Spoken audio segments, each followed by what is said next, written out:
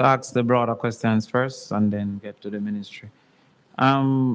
Yes, there is a advertised 6.7 billion US dollars, approximately 1 trillion Jamaican that is coming in loans and other types of offerings. Can you explain the segments that this is broken down into?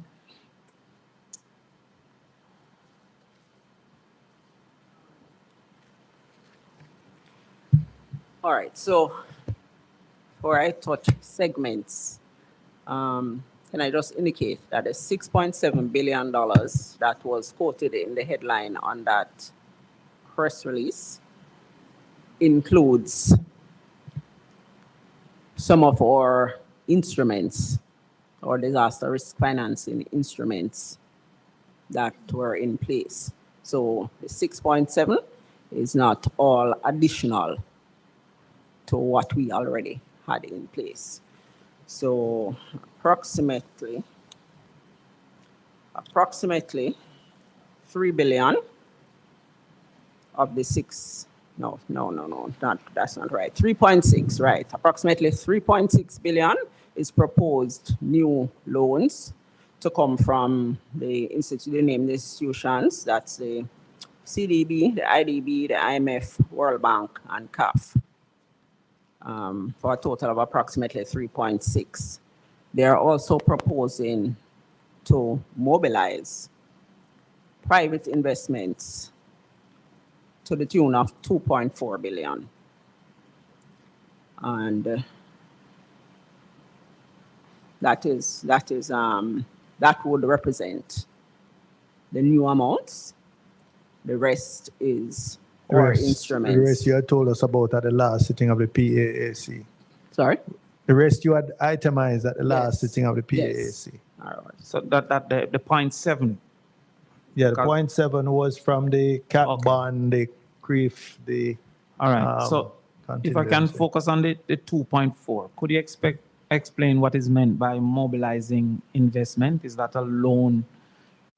Love is why you coming to the government to unlend, or is that a loan directly to private sector? That's would be primarily the IMF, the World Bank and the IDB, private sector arms, who generally mobilize money from the private sector in order to lend to the private sector of the country. So it's private to private? Private to private. So that 2.4 billion have not been secured? No. So what has been secured is the 3.6 billion and the money from the insurance. In terms of on the government side, that is what is. Okay, so the headline would have been misleading to say 6.7 billion secured. You could say that. Okay, so the 2.4 billion that is to be mobilized, is that dependent on the appetite of the private sector for borrowing? All right, so I don't have all of those details, so I would not be able to address it. All right, the 3.6 billion, do we know of the interest rate that is being applied to the 3.6 billion? No, this is across four or five different institutions. So at this time, we would not be able to indicate. Understood.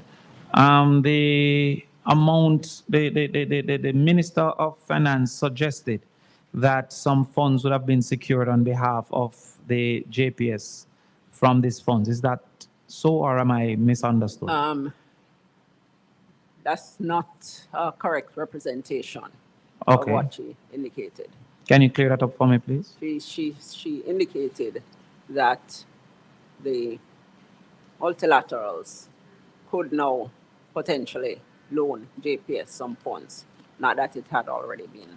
Oh, so the 2.4 billion JPS could apply if it so decides? I don't know if it's in that 2.4 billion. Or any other funds that are available. Would therefore the JPS have to qualify under the terms that would have existed? Cannot answer any of those detailed questions, sir. I'm sorry. All right. Have you any information about the loan to JPS itself from the government, the 150 million or 23 billion Jamaican? That negotiation is underway. So that has not been closed as yet? It's not closed. And no interest rate or anything have been identified? The minister did speak to something yesterday. Can you remind me if you know what the interest rate is? 5.5. 5.5%. Okay. Make sure. Blessed is the man that walketh not in the counsel of the ungodly, nor standeth in the ways of sinners, nor sitteth in the seat of the scornful. But his delight is in the law of the Lord, and in his law do we meditate day and night. For we shall be like trees planted by the rivers of water, that bringeth forth our fruit in our season. Our leaves shall not wither, and whatsoever we do shall prosper. Welcome to the Colin Bell Show. This is Big Wednesday. Yeah, man. Welcome, one and all. Welcome, welcome.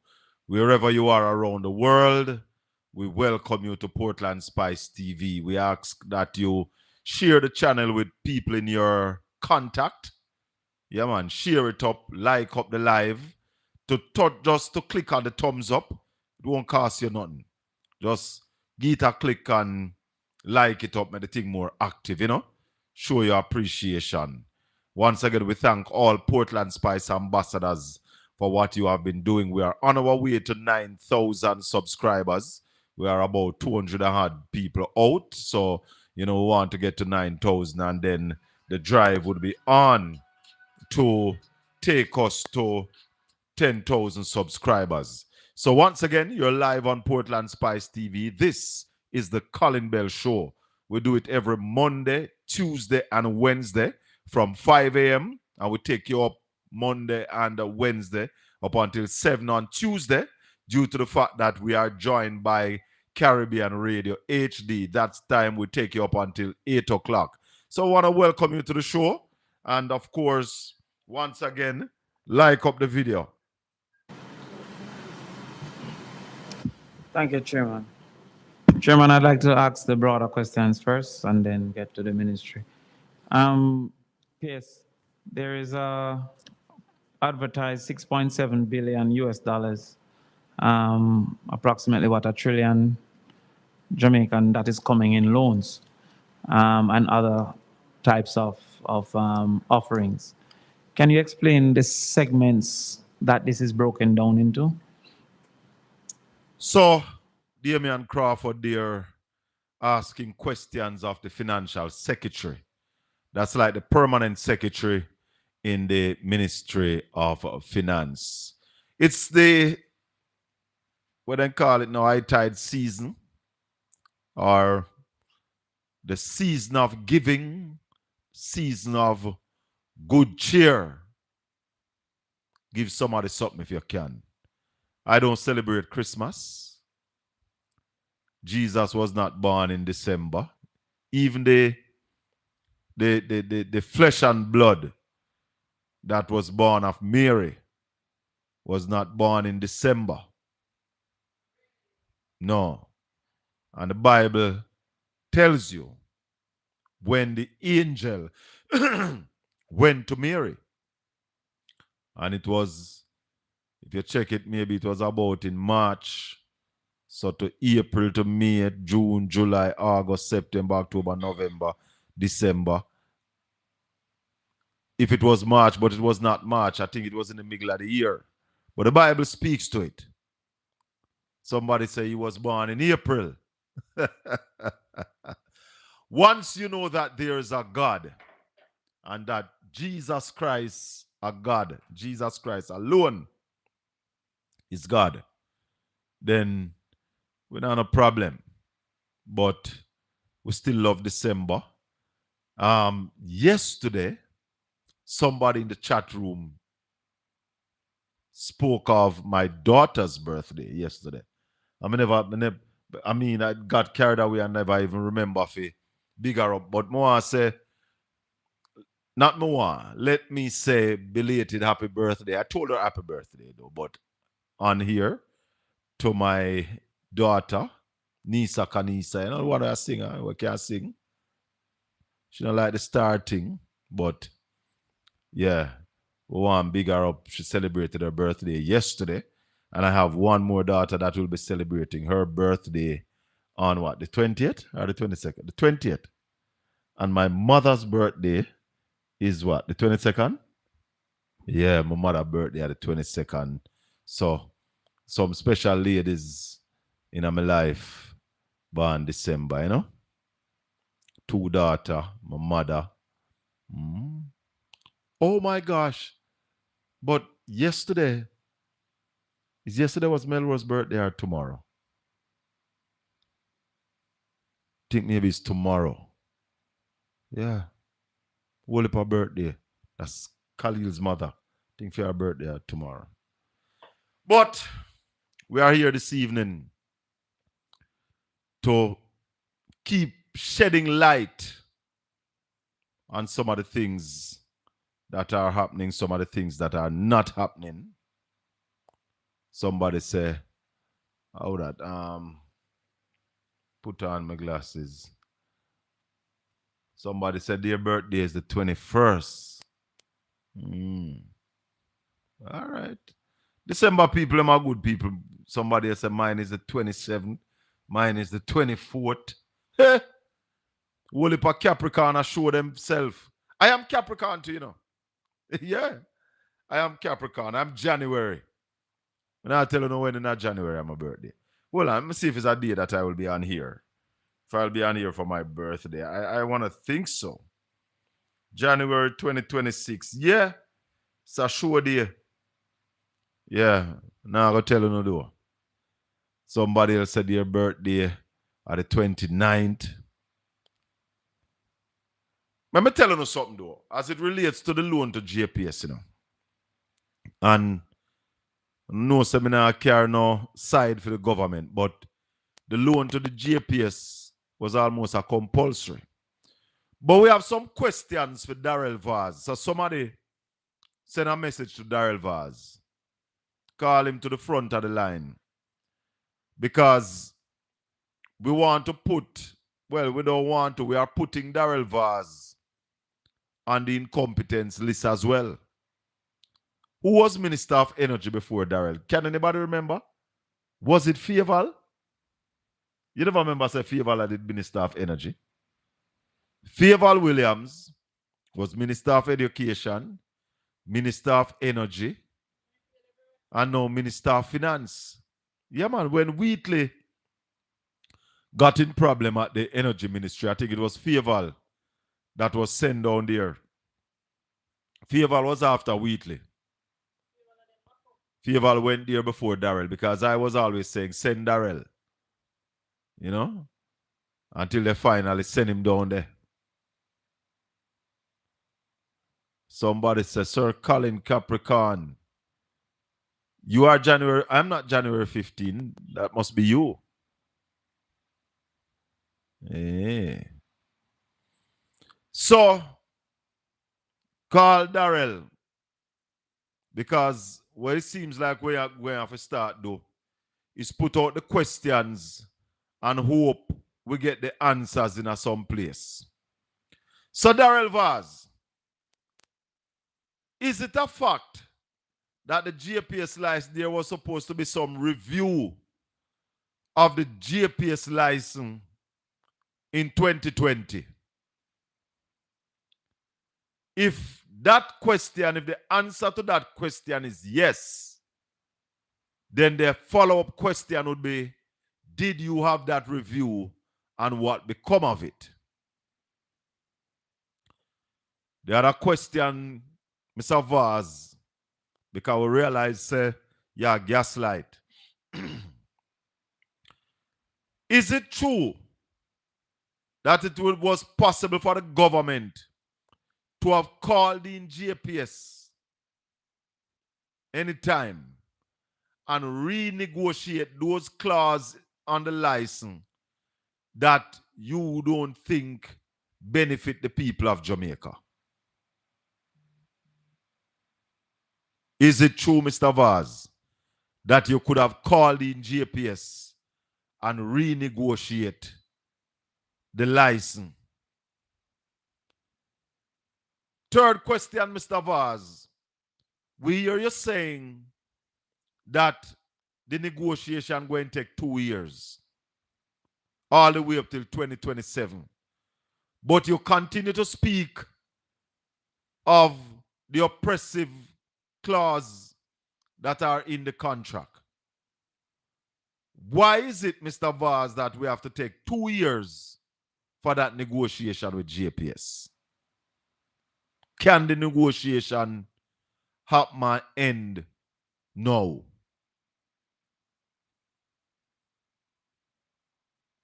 So,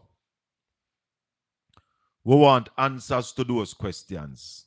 Question 1, is it true that in that license, a review of the license was to be done in 2020?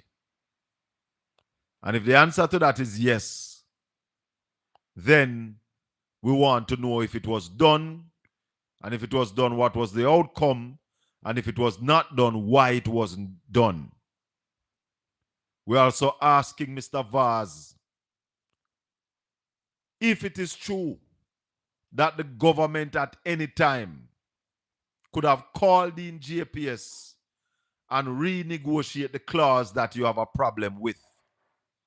Those oppressive clause that you mentioned. Could you have called in JPS? And if you could, did you? If you did, what are the results? And if you didn't, why you didn't? Style on our style, people.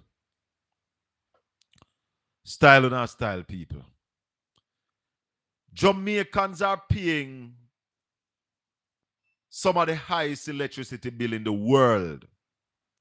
In the whole wide world. Our electricity bill is higher than maybe 98% of the countries in the world. Why are we paying such high electricity bill? We also want to ask Mr. Vaz if it is true that when the PNP came to power 2012, electricity bill was about 35 cents per kilowatt hour, and the PNP brought it down to 20 to 25 cents per kilowatt hour. Celine Browning, why you talk about my business? Why you talking about my business? That's my birthday, Celine. Thank you. So, if that is true, Mr. Vaz, we also want to ask why. What is the reason for us now paying between 40 cents and 45 cents US per kilowatt hour for electricity? Because that would have meant that electricity has doubled. The cost of electricity has doubled under the GLP government. Is that true? We want to know. Because as I've been telling you all, that we here at Portland Spice TV have joined the war against misinformation. So, we want to know the answers to these questions, because when I send you invite, you don't even respond to I. You don't even respond to I when I send you information to come on, when I send you invite to come on the show and answer questions so that the people of Jamaica and people who have interest in Jamaica around the world can get a full understanding of what the government is doing. So we need answers to those questions. Because Mr. Vaz is putting out this notion like nothing can happen till 2027. And our information is that that is not so. The government is a shareholder in JPS. 19.9% of the Jamaica Public Service, Light and Power Company, is owned by us, the people of Jamaica. And the JPS have only one customer, the people of Jamaica. They have no other customer. No, man, we have to ask him about the bus. The buses are a different thing because we want to see the receipt. We want to see all the documentation for the bus. All of the documentation we want to see for the buses. Because the money that these ministers spent, they must remember that is our money, our food, not their food. Well, for them food to their part of the country. But you are accountable to us. And when you come and talk about, you don't need to explain nothing. A lie you a damn tell. Lie you a tell. But because you know bully the people of this country, then you can come and make their statement there. So then say, Shaka, that you now go see.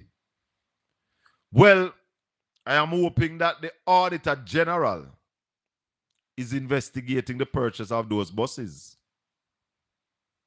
Really hoping that the Auditor General is investigating those. This government is not a government that shows that it is learning. And I'm going to point two things out to you. For a number of years, the government has failed to spend its capital budget. And they are blaming the procurement guidelines. And I say to you that anything that you are trying to maneuver for 10 years and you can't get it right, you are incompetent. Or anything that you are maneuvering for 10 years and it giving you trouble and you can't fix it, you are incompetent. Or this whole argument about procurement guidelines why you can't spend the capital budget is a trick. You have no intention of spending that money that you put in the budget every year, that this is for the capital budget to deal with infrastructure and all of them things there. The fact that you have not spent it is because you want to pay the banks more money than you are supposed to pay the banks. Now, for the fool labor right vloggers them, because I see one of them put out the thing where me say, everything that is wrong with Jamaica now is the labor right them to be blamed about it. Everything. Because if you take on a country 10 years ago with some problems, and for 10 years you have failed to fix them and make them right, your problem. Your problem. So, those of you who are going around still blaming Omar Davis, still blaming PJ Patterson, you are just a set of idiots. Idiots. You are behaving like a woman who has been beaten by a man. And every time the man beat her, she said it's not so bad.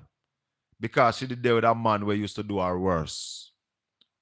All of your labor rights have battered woman syndrome.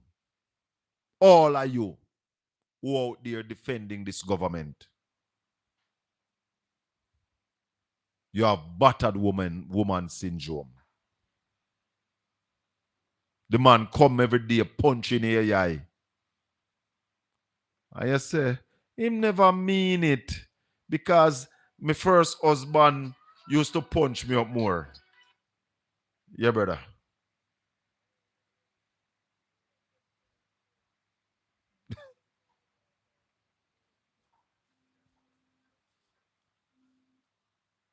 Them pumping in the US.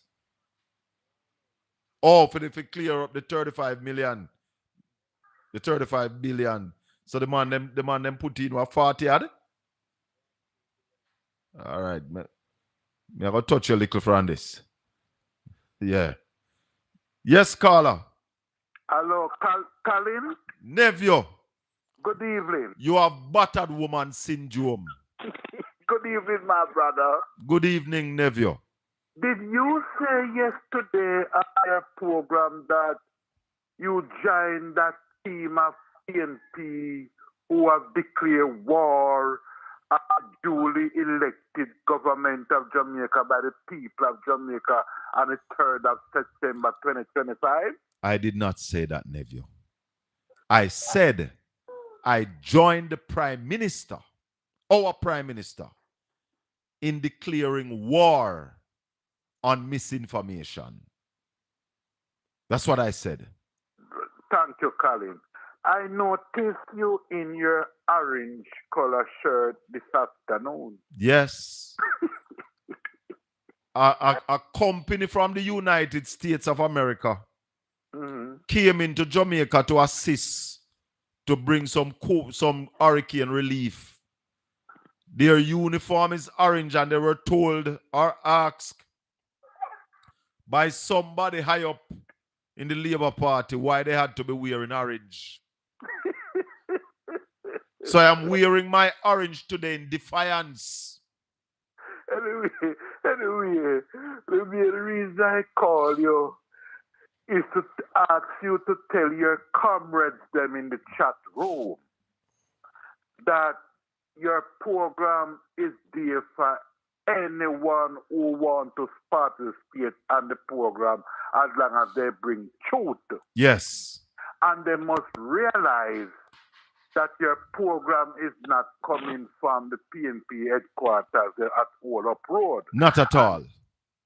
And just like how they have a right and entitled to on your program in the chat room or to call so is labor rights supporters. Or to do what? No, I'm saying just like how the PNP people have the right to comment in the chat room and to call your program. Yes. So is Jamaica Labour Party supporters do entitled to the same amount of rights? Yes, man. We want you to come in the chat room, but we ask that everybody in the chat room be respectful to each other. Well, if you notice, the comrades them in the chat room have been, well, not all of them, some of them have been very disrespectful. And I think your program is of a high standard and it needs to be protected. And these comrades must not do these things to destroy your program. Because more on the labor right them come listen to you know. But I want the labor rights them to come and listen. But I beg of the labor rights, please talk truth. Truth, only truth, nothing but the truth. So help us, God. Anyway, just before and the PNP them, me want them do the same. Just the truth, nothing but the truth. So help us, God. And please show respect to each other. Because I want to learn from you, and I hope that you can learn something from me. And when we bring on Raleigh, you can learn from Raleigh. And when we bring on other guests, you can learn from the guests, and we can learn and rise up out of this dark space of misinformation, which the government is the main proponent of the misinformation that is going on now. Yes. And just before I go, may I also say that the will of the Jamaican people must be respected. Not only did they put back the Labour Party in government, but also the popular vote. The Labour Party also get the popular vote, meaning more Jamaicans want the Labour Party to govern this country for the next 5 years. So the will of the Jamaican people must be respected. Colin, we talk again. Blessings, nephew. One love. He spoke a truth. More people voted for the Labour Party than voted for the PNP. That's true. That's why they win. They won. And comrades, we have to start learn to play politics. We have to start learn to play politics. You see them like how the labor right them come over here. Sometimes we have to go up on them page and take them on. We go up on them page, go take them on, you know. Because I have the truth. Yes, we take them on in a respectful way. We not disrespect nobody. Even though sometimes when we go over for them page, them disrespect me, you know. Yeah, man. When we run on for them page, they disrespect me. But me know me have the truth, so me beat them with the truth. Yeah, man. Me see them block me upon one the other night. After me ask about 3 questions, when me take a stop, me can't ask no more questions. Because I am ready to fight the labor rights and to set Jamaica free. I am a blood and fire comrade. I am. And that's one thing you can't say about me. Me not come here and tell you, say, me not have no side. Me neutral. Me not neutral. Me not gear. Me not boaty. Me not depend no borderline. Me have my side. Me have my side. And I am ready to challenge in debate anybody from the next side. Because truth and labor rights now have no lot in our part.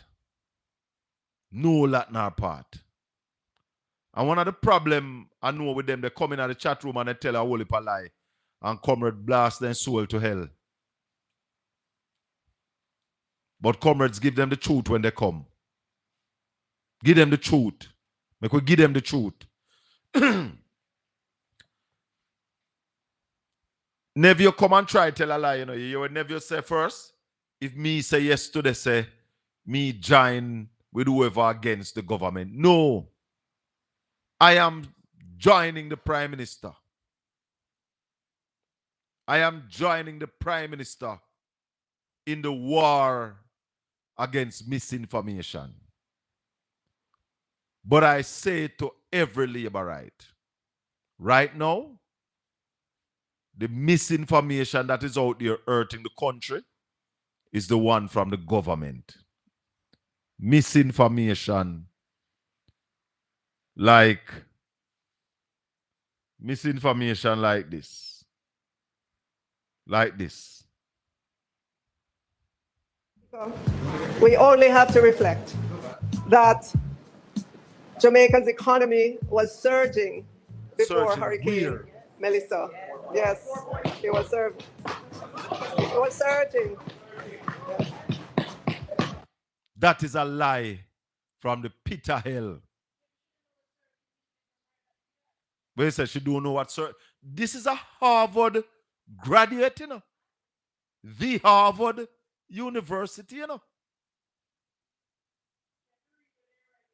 She said before the hurricane, the economy was surging. Lie from the pit of hell. Here's another one. Here's another one. But here's the problem now, Madam Speaker. How do we borrow?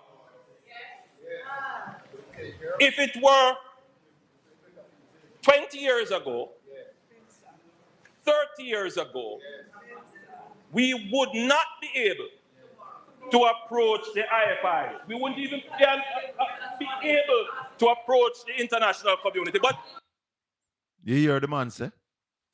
All of that we challenge any labor right. That what the Prime Minister said a while ago. A lie from the pit of hell. In lie. That is misinformation. I will come against every misinformation. And that's why you hear me. Anytime nobody call and say something, when I go so, me not go agree with it. Me I go tell you, say, I know so it go. Not going to agree with it. Because the truth is what is going to set us free. And we can't bring down our discussion or debate to a level where a man just tell a lie for sound good. For a man just talk something for sound good. And I said to labor right vloggers and bloggers, and I want to say this to your nephew, you must listen to understand, listen to learn, not just listen to answer. Because when you don't listen to answer, that is what get you in a problem. Let me show you an example of listening to answer and how that get you in a problem. I have an example. After I take this call, I want to show you the example. And call up some people, because rally coming up. The government of Jamaica today tried to mop up $30 billion out of the economy. And that was oversubscribed. $40 billion showed up. People have now doing business with their money. They want to give the money to the bank to lock it up in the vault and give them 6% on it. Marie? Colin, that clip that you just played a while ago, right? What was it?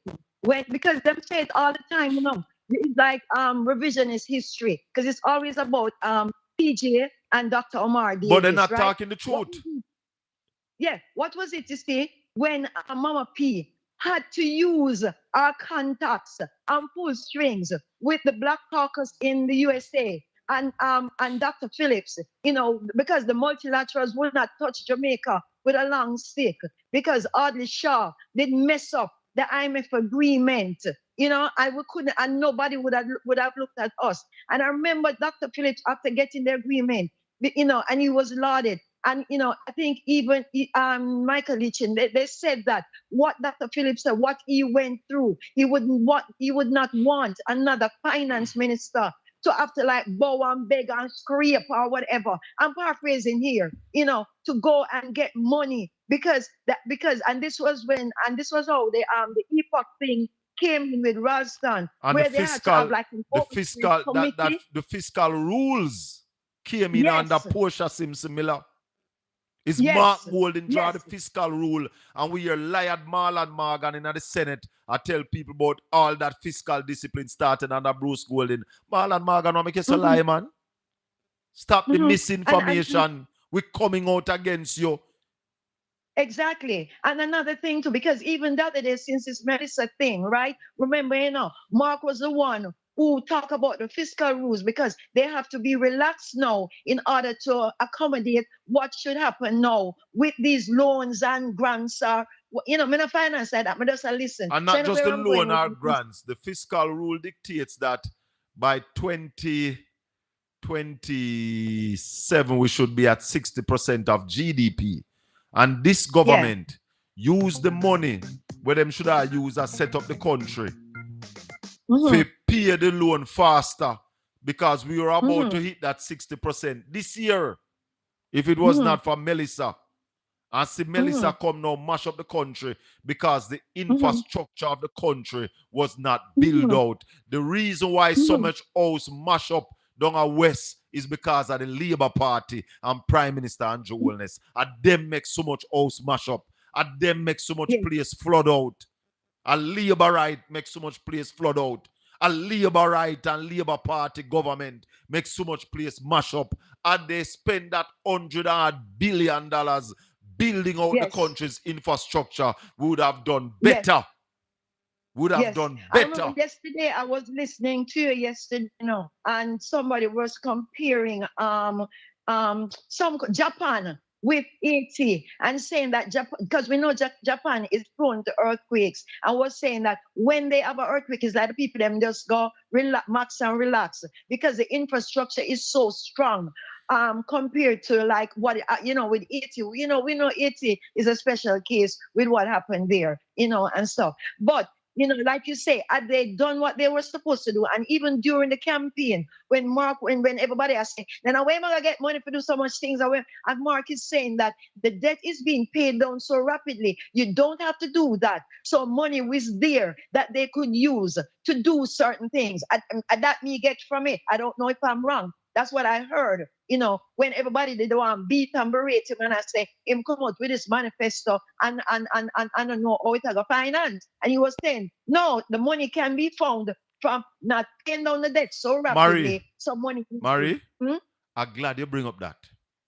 Because they were saying that the money not did there. Where the backside, them find $24 billion for the GPS if no money never did there.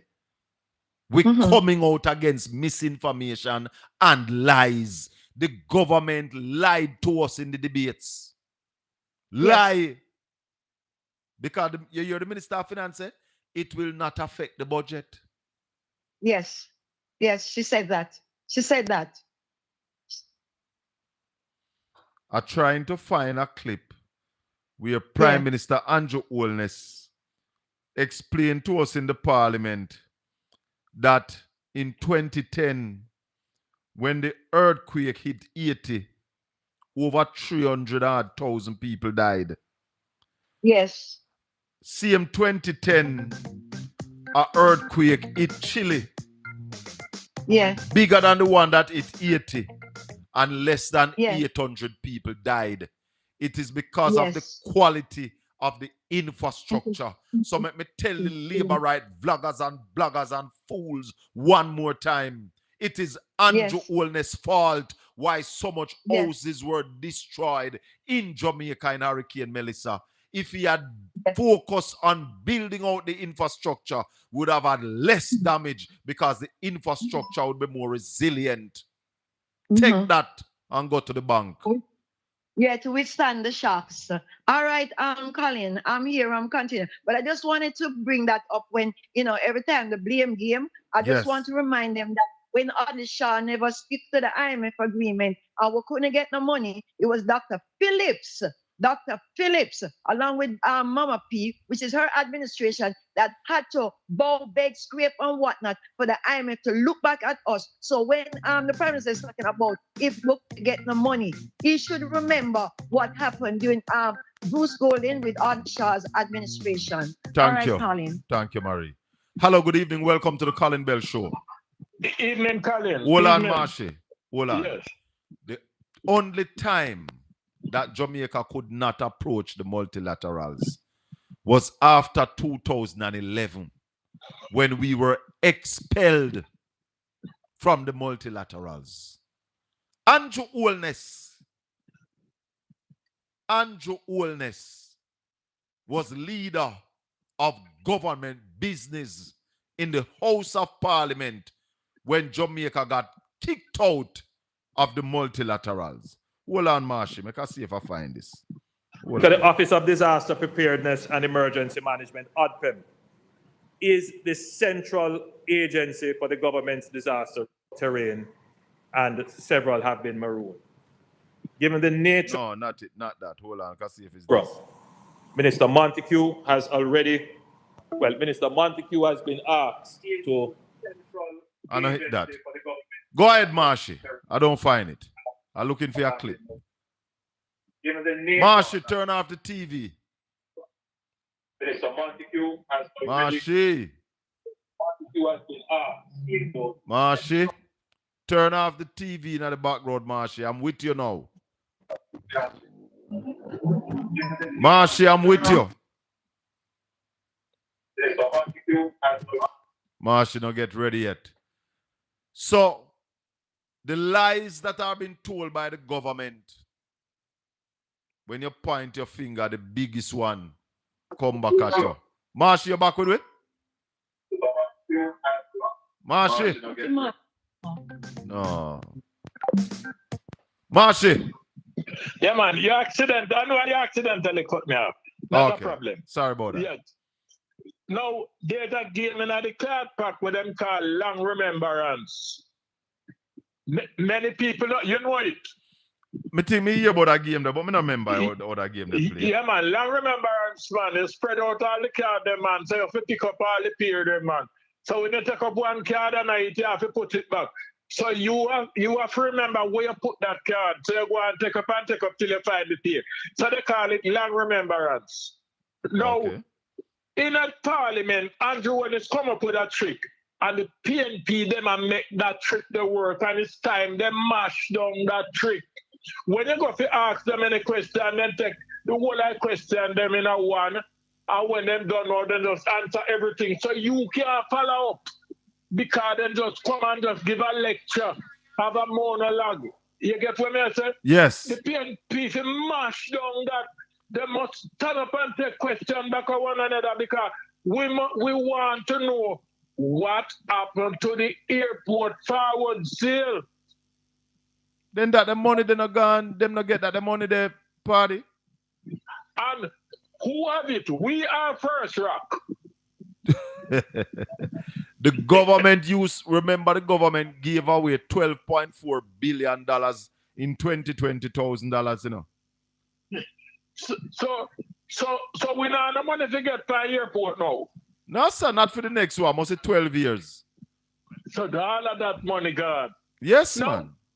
No, these are some questions where the man them to answer in Parliament. Stop this foolishness, both you take all questions and then you just stand up and have a monologue. We want question that we can follow up. You realize Yeah, when man. them get follow up. Each member must ask them question and you answer each member question. Exactly. Yeah, man. Exactly. So the people had some serious objection because we cannot get to question you properly. Because you see when they do that, what they do, you know, is skip out where they want to skip out. Yes, it's a trick. Yeah, and man. It's time that we stop these people from playing trick on us. Enough fight, man. Enough with tired of it. Because the labor right then, like, and I tell the Jamaican people, there's a man who tell you about trick and nastiness and type on radio station. Cliff Hughes. If you don't continue to listen to Cliff Hughes, you're going to end up talking foolishness labor rights. We are telling you this because Cliff Hughes, they are lying to the Jamaican people. All of them over nationwide, they are lying to the people. So they don't forget no trouble with Jeanette Carter. See them lie them I tell Panuma like how them tell lie from PJ Patterson. They keep lying and lying and lying. And you know, Cliff, you have to be careful who you listen to. You know, some people can't pronounce their own autobiography. where Cliff say, must careful who you listen to? Be careful who you listen to. I agree. I agree. People must be careful who they listen to. Yes, because he's a very dangerous labor right blogger. Where you say he's a blogger, I'm not a broadcaster? Yeah, man, Cliff Hughes maybe broadcaster, but not journalist anymore. He's a blogger. Cliff Hughes and George Davis, they are bloggers. They are not journalists. You know, see how the labor right then glad to go over there. Anyone at MP, Cliff Hughes can get. You remember a few days ago when I think I come from them ago. Who you hear? I've been here saying call and tell if you reach the quick. Oh. Cliff Hughes. Cliff Hughes, they tell him. So call him and tell Cliff him. Hughes did a park compound? In the park compound? Let tell you something, man. The man is dangerous, man, and it's time the PNP get up and say, no more of this. No more of this when we ask question, we not take no more monologue. We ask a question and when you answer, we follow up because we want to hear and know the truth. Yes, man. Yes, man. Yes, sir. Same, sir. Take it easy. Blessings. So, I was warning the labor right them that you must listen to understand. And I have an example. When you don't listen to understand, listen this. Reached by Colin Bell yesterday. Mm-hmm. Yes, good morning to you, Mr. Brian, and good morning to the listeners. Mm-hmm. No, I was reached by Colin Bell yesterday, and he gave me a short exchange in terms of an abbreviated form of what transpired in terms of his conversation with you, and it was very evident to me that I had heard in relation to what I thought he said in terms of getting folks into a consolidated space to make it easier for the data collection. So I erred factually and therefore withdraw that observation I made, because what Colin was suggesting is that if you utilize mass labor, in other words, hire a number of people, deploy them into the space, you would undertake rather the needs assessment in a much more expedited fashion. Absolutely. May well be so. And but what I went on to point out to him in our private conversation is that is easier said than done. Because as you'll appreciate, the Ministry of Labor and Social Security, they utilize an instrument which is called the Jamaica Household Damage, Impact and Needs. But before we go there, Marlon, because I want to keep it very, very tight and cordial this morning. I think also that before you move on, you should tender an apology to me, because indeed I tried my utmost to correct you that, listen, nothing of the sort. Colin said nothing of the sort, and you raise your voice to a very high decibel, to even try to drown me out and so on. And while I was saying, so you don't think an apology is in order publicly, Marlon? I have indicated to you just now, and let me make myself very elusive, that I erred in relation to what I thought Mr. Bell represented in terms of how the thing is to be approached. And I have withdrawn that observation. Now, if you want to grandstand... No, you withdraw... Marlon, we know that you know better than this. When you withdraw, and therefore I apologize. That's how we do it, Marlon. That's what I'm expecting to hear from Marlon. You have to basically lift the bar, You're a senator and a parliamentary secretary. Being drunk on power. I'm only focused on one thing, my brother, and that is keeping folk like you. Yes. So all right, fine. So the fact that you want to keep folks like me in check, you don't think you owe us an apology, and you should just do that and cut that. I didn't say in check. But anyway, I note your pressure, your attempt to try and deflect, and I'd like an opportunity to go on. No, man, no. Hold on, Marlon. No. We're not moving. If you can't attend the apology, we're going to end the conversation. My brother, I indicated to you just now Marlon, that I erred in relation to an observation, and I withdrew that observation. So you need to apologize. The basis on which I said what I said yesterday was on the basis of which I thought I... No, you came, and you were bombastic and all of that, Marlon. And I believe that you have to basically lift the bar. Please apologize and move on. So apologize and move on, Papa. Inconvenience to you as the co-host or to Mr. Bell himself, I withdraw and apologize in relation to the inconvenience caused, because we have bigger business to focus on. So, you see that, nephew? You see that? Listen to understand. Don't listen and start think what you hear because you expect certain things from certain people. Listen to understand. Get wisdom, get knowledge, but in all you're getting, get understanding. This is the Colin Bell Show. 876-804-7072. We're going to talk to Ralston right after 6 o'clock. We're going to bring in Ralston Iman, because they are trying to tell the Jamaican people that they're managing the economy well. Not no go so. There's one good thing that has happened under this Labour Party. One good thing that I can point to right now. We are in December, and I am willing to give the government, ready to give the government the roses for the reduction in murder. I am ready to give the government the roses. Murders have declined in a big way. And I congratulate the government. I congratulate them. Murders are down. That's what we want. We want people to live. But I want to challenge the government that we need to bring down the murders by criminal while keeping down the police killing. I'm not going to call them anything more than police killing right now. Because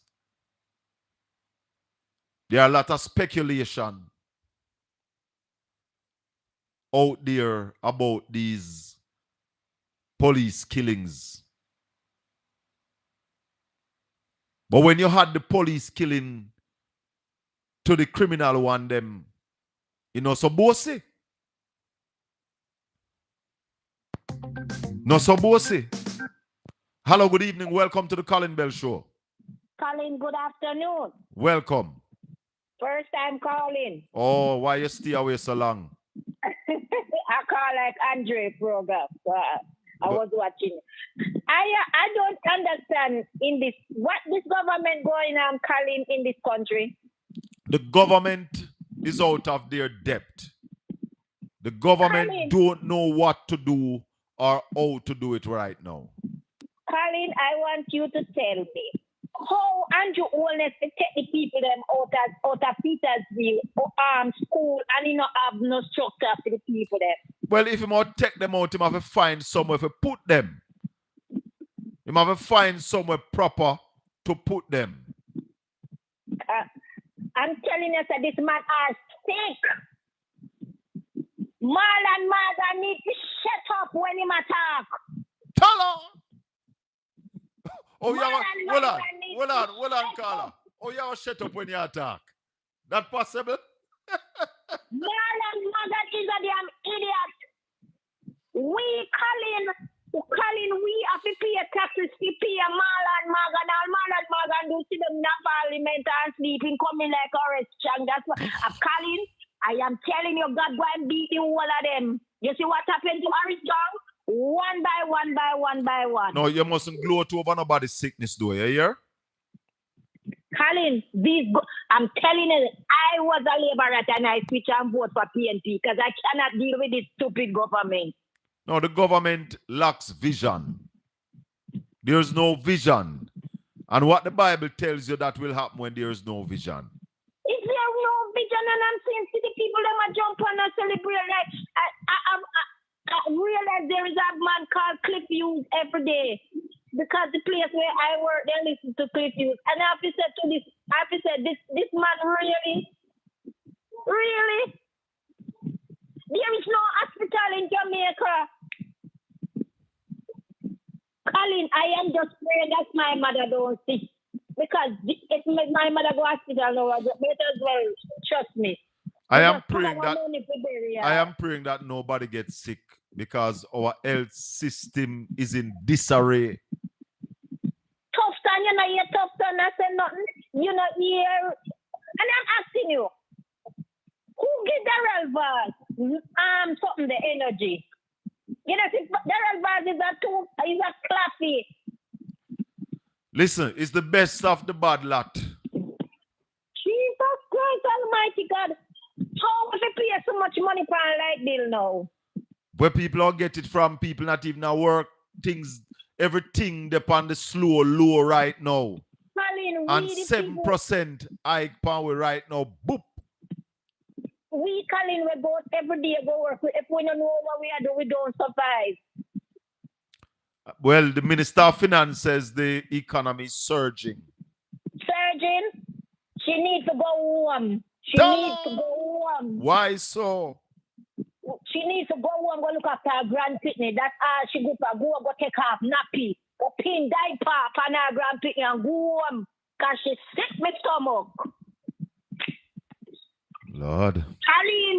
Yes. Baby, William, sick with stomach. All the one we call you when you never, he needs to go see God in his soul because they mad. Me, the man call you when you not laugh when you talk about the people there.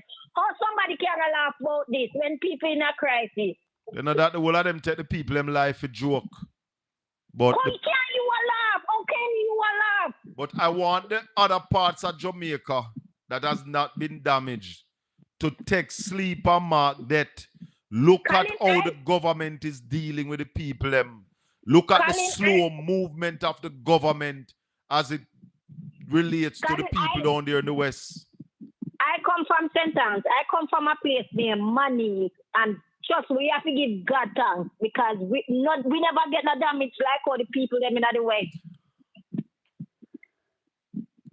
Yeah, man. And I hear the stupid man come a call Neville and a laugh. No, man. They you know, see a joke, then take people life a joke, sister. Take people life a joke. Joke, them take people life. You know, every day, Colin, I said, I glad my 2 grandpitney them not in Jamaica. I said, where my 2 grandpitney? Because the system was Jamaica now. No. All right, caller. Thanks for the call. That man, Fabian needs to go home. She needs to go home, go tie her and diaper, and feed her baby there, her grandpitney, because she sick in the stomach. All right, Felia Williams. Yep. Blessings. Lord have mercy.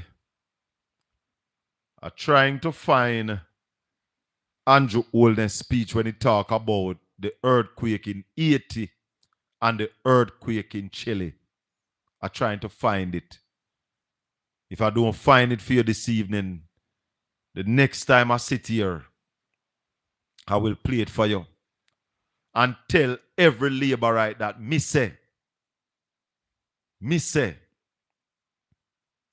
it is because of the GLP government, the Andrew Holness-led administration, why so many houses got destroyed, why so many rivers overflow their banks. Because instead of shoring up the country's infrastructure, Andrew Holness, Nigel Clark, Favour Williams and the Labour Party overpaid on our debt. To service the debt when they should pay 35 billion, they paid 51 billion.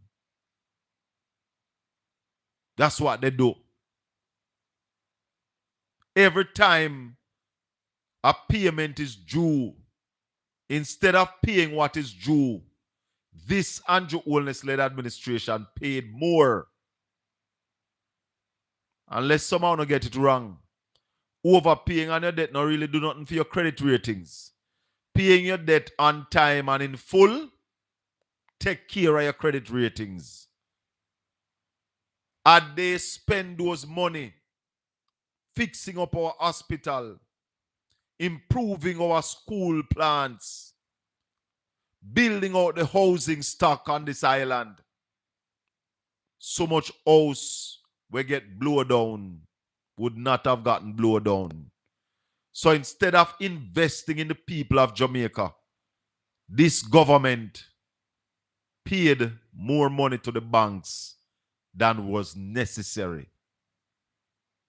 And here we are today with the same Prime Minister that did that. Come to the Parliament and give you an explanation about Haiti and about Chile. And labor rights don't understand it. They miss it totally. What the man said to you is that if we had better houses, if we had trained our rivers, if we had built better roads and better bridges, we would have had less building toppling over, less building losing their roofs, had we invest in our infrastructure. And you still have labor rights with their battered woman syndrome. Want to blame the PNP, who has not been in government for about 10 years. Yeah? They want to blame PJ Patterson. They want to blame Omar Davis. Set of numbskulls. Set of half-wits. But I tell you no, until the philosophy which all one race inferior and another. Until the labor right them stop tell lies, we say war against misinformation. We're not taking it on. War against misinformation. The next thing that I would like to know in terms of a contribution to what you're doing, there was a mentioned last week in relation to the use of a loan to JPS. Minister, is there a decision on your part in the event that JPS is unable to come up with the remainder, if the government is prepared to lend JPS the entire amount so as to ensure that we're not at a loss? Hear the answer to that question. Hear the answer. The question about the loan to JPS, is the government prepared to lend the entire amount? I think that was your question. So the loan to JPS was 150 million US dollars so that they could accelerate the pace at which Jamaicans get their lights back, which businesses get their light back. Madam Speaker, already I could say to you, you don't have to worry that the government is going to lend the entire amount, right? Already our international partners have indicated that within that package that's announced, there is about 450 million for JPS. And what that will do is allow for our loan of 150 million to be repaid back to us, so we get back the liquidity. It didn't happen last. Is that true? Everybody need to find out. And asking the labor rights them, is that statement true? Caller, good evening. Go ahead. Good evening. Welcome to the Colin Bell Show. Mr. Colin. Yes. I thought at the time the Prime Minister said the PNP is not passing the people test. So I thought he would come and pass the people test. He said that we were passing the IMF tests, but we weren't passing the people's tests.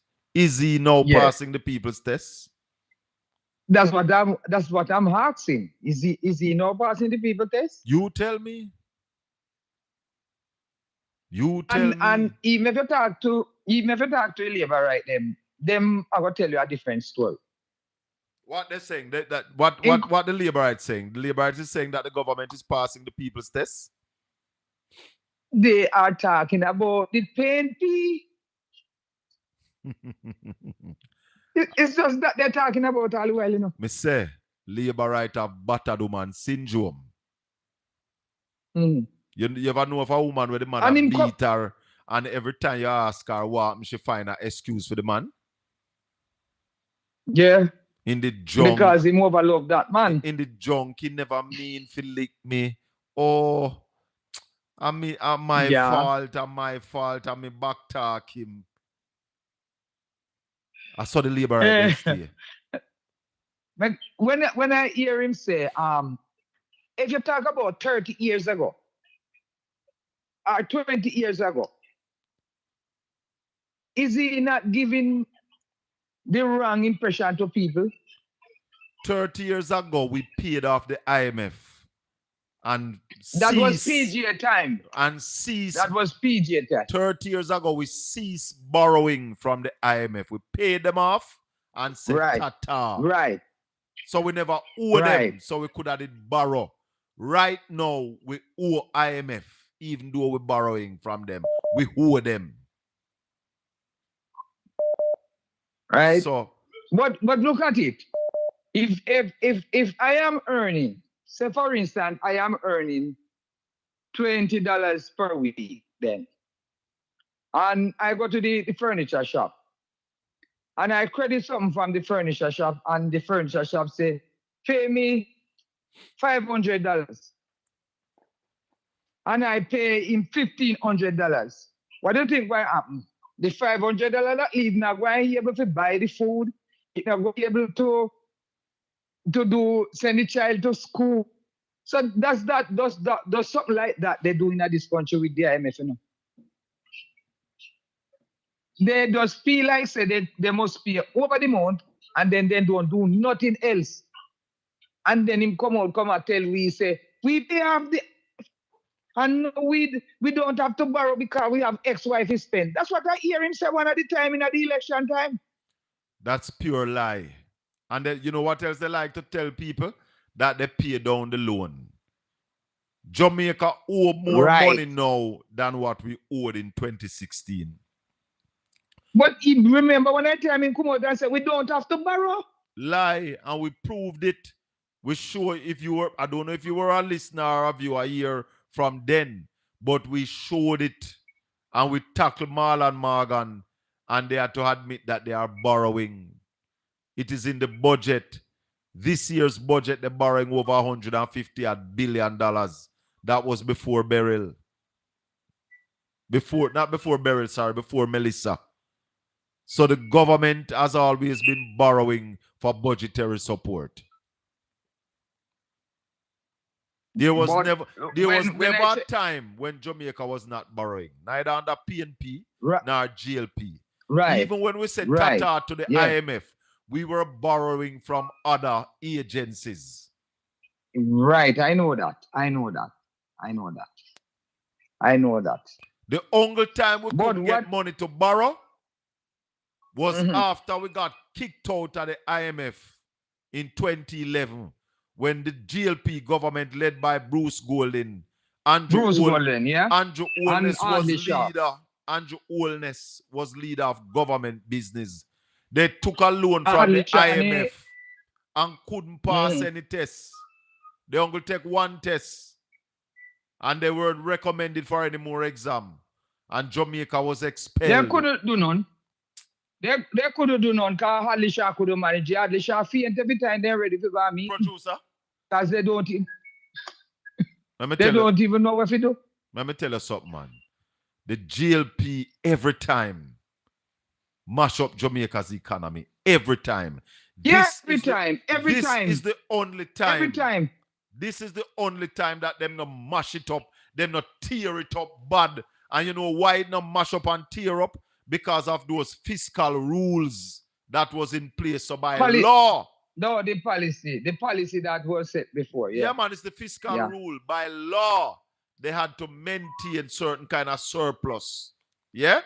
Oh, them have to follow that. Yes. Okay. That framework was put in place by Peter Phillips, Portia Simpson Miller, and Mark Golding. And them put that in place. That's why. And then just keep on and tell people lie. Them who don't even talk. Then let me tell you, how we not talk about lie? And every time they them out and lie. They lie on Mondays. They lie on Tuesdays. They lie on Wednesdays. They lie on Thursdays. They lie on Fridays. They lie on Saturdays. And so help me God, they lie on Sundays. 2 times. On Sundays. Twice on Sunday. Yes. Twice on Sunday. All right, my brother. We're going to touch base with Raleigh. You hear? Okay, all right. Big up yourself. We're going to touch base with Raleigh to find out what going on in the market this week. Yeah. Yesterday, the man them said them put $20 billion. Hold the line for me. Yesterday, they said them put $20 billion in there. And today, they take out 30 odd. What can go so? The government is in uncharted waters. The government don't know what to do. And therefore, we're having serious problems in Jamaica. The #1 financial analyst, the teacher is online. Ralston, good evening. Yeah, man, that's a brother. We're there. Up all your listeners then, yeah. Big up. The government, you told us, when was it? It's yesterday you told us or Monday that the government will be putting in $21 billion in circulation. What happened today? Well, they mopped up $36 billion today. Took back $36 billion out of circulation today. A couple days this before Christmas rally. Today's when 9 days. 8 days before Christmas. What kind of economy does that? Well, it demonstrates a certain amount of confusion as to what monetary and economic policies are about. You also told us that the central bank had a decision to make. When is it? Today or tomorrow? Tomorrow. They'll have a rate decision to make. But based on the ads that the governor has been running, it is fair to conclude that they are going to keep the rates at 5.75% per annum. We believe that that would be a bad decision. So you are saying that the bank should cut interest rate tomorrow? Yeah, man. The only problem I have with that rally, will the commercial banks pass that on? Well, I'm saying to you that the central bank has been cutting rates for almost 2 years now, right? And the banks have not moved, and the governor continues to say that the banks are showing him very little respect. He said that all are foreign in the IDB conference and all of them things. And I'm saying to you that this finance minister has been at the ministry for over a year now. Nigel Clark left on October 30 last year. So when people ask her about the behavior of the banks, say, oh, then we cut the rate, man. So I'm saying to you that the banks have had a long time to respond. We have now gone almost 2 months since Hurricane Melissa. So I'm saying to you, give me that 2-year background of the cut by the central bank and no response from the commercial banks and the governor complaining that the man didn't respect him. This minister and the governor has had almost 2 years and 2 months or so to sit down with the bankers after Hurricane Melissa and let them know, say, yo, we have a special dispensation in the country now. This is a situation that we have never experienced before, and we have to put gas into the system in order to get the economy up and running quickly. So we're going to reduce the benchmark rate, and we expect a response from you because almost 2 years now and you haven't responded. And if you do not respond, this is what we're going to do. XYZ, PQ, RSTUV. So the minister and the governor of the Bank of Jamaica should have been sitting down with the president of the Bankers Association since this thing started. The banks have had overtime to cut the rates. But Raleigh, if for the last 2 years the Bank of Jamaica has been reducing interest rate, the banks have not budged and nothing happened to them, why gonna make them cut it now? Because when this happen, don't the banks benefit when you cut interest rate and they don't move it? Them no benefit? Of course, and that is what I'm saying to you. The Minister of Finance, that was a problem before she came in. So I'm saying to you, she should have been talking with those people in the banking sector and the governor of the Bank of Jamaica from day one since she came in. So we shouldn't be at a situation where I say, yo, we're not going to cut the rates, although the economy is going to suffer because them man are not going to cut the rates. No. But Ralston, this is one of the primary role of the central bank is to supervise the deposit-taking institutions, and the Minister of Finance is in charge of the entire economy. But this is something that I have been saying to you from day one, Ralston. The banks in Jamaica have no respect for the government. They have the government under control. Because I want to remind you, when Fitzjackson said to the bank, minimum standard, don't charge us for deposits, don't charge us for withdrawal. The Jamaica Labour Party MPs led by Andrew Holness, except for Mike Henry, all voted for the banks and voted against the people of Jamaica. The banks have them covered. Yep, and that is at the expense of the Jamaican people and the recovery that we expect now. Of course, so but Ralston, our old people them tell we, he who pays the piper calls the tune. So it comes back now to the responsibility of the Jamaican people who elected this administration knowing all of that. But then what them all do now? Them elect them already. Right? They elect them already. They can't do nothing. Yeah, so the point I'm making to you is that they have to pay the price. That's the point I'm making to you. Somebody was Because asking that. The price is slower economic growth and more suffering. Simple. And all of us going to have to pay that price. All of us going to have to pay that price. Somebody was asking when the banks cut interest rate, who benefits? When which banks? The commercial banks? When the central bank cut interest rate, who benefits? If the central bank cuts interest rates and the commercial banks do not cut the rates, they are the ones who benefit. If the central bank cuts the rates and the commercial bank cuts their rates, it means that the entire public benefit. Your mortgage rate would go down, your car loan rate would have go down, your credit card rate would go down. Yeah, everything would have go down. And the Bank of Jamaica has cut interest rate how many times over the last 2 years? They have cut it from 7% to 5.75%. So it come down from 7 to 5.75 and maybe about 4 or 5 times them do that by what? 25 points basis. 25 basis points. 25 basis points. Yeah, man. Right. So about 5 times they have cut interest rate. Yeah, man. And the commercial banks have not moved a muscle. No. And when the minister came in and the journalists them asked her, she said, oh boy, they'll eventually cut it. And they have not done so. No. So based upon that rally, I am siding with the central bank not to move tomorrow. Yeah, and that means when you side with the central bank that is not moving tomorrow, that's more suffering for the Jamaican people. But rally, if they move and the commercial banks don't move, I know the same thing. Yeah, but the point I'm making to you, so why we have a government that is impotent and can't help the people them? Well, that is now the something that we have to address when we have an impotent government, a government who have no authority over the commercial banks. But you can't address it again. September 3rd gone already? Yes. So the good way have to suffer with the bad. September 3rd gone.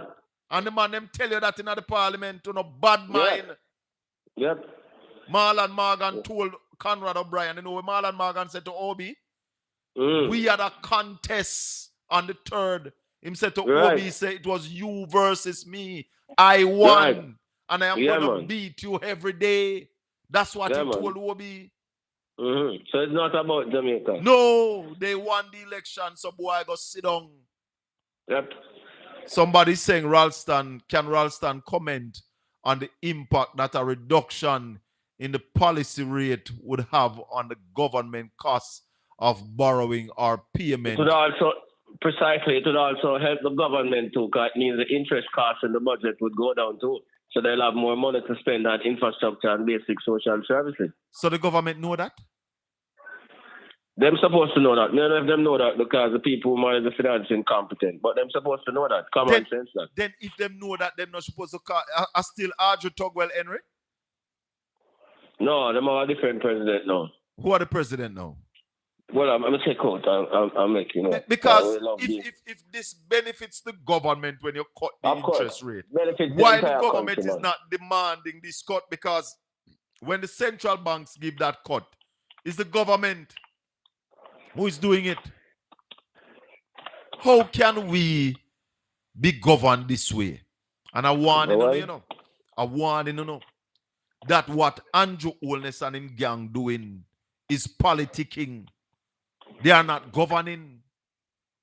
And you set of abused labor rights who out there cheering on this incompetent government.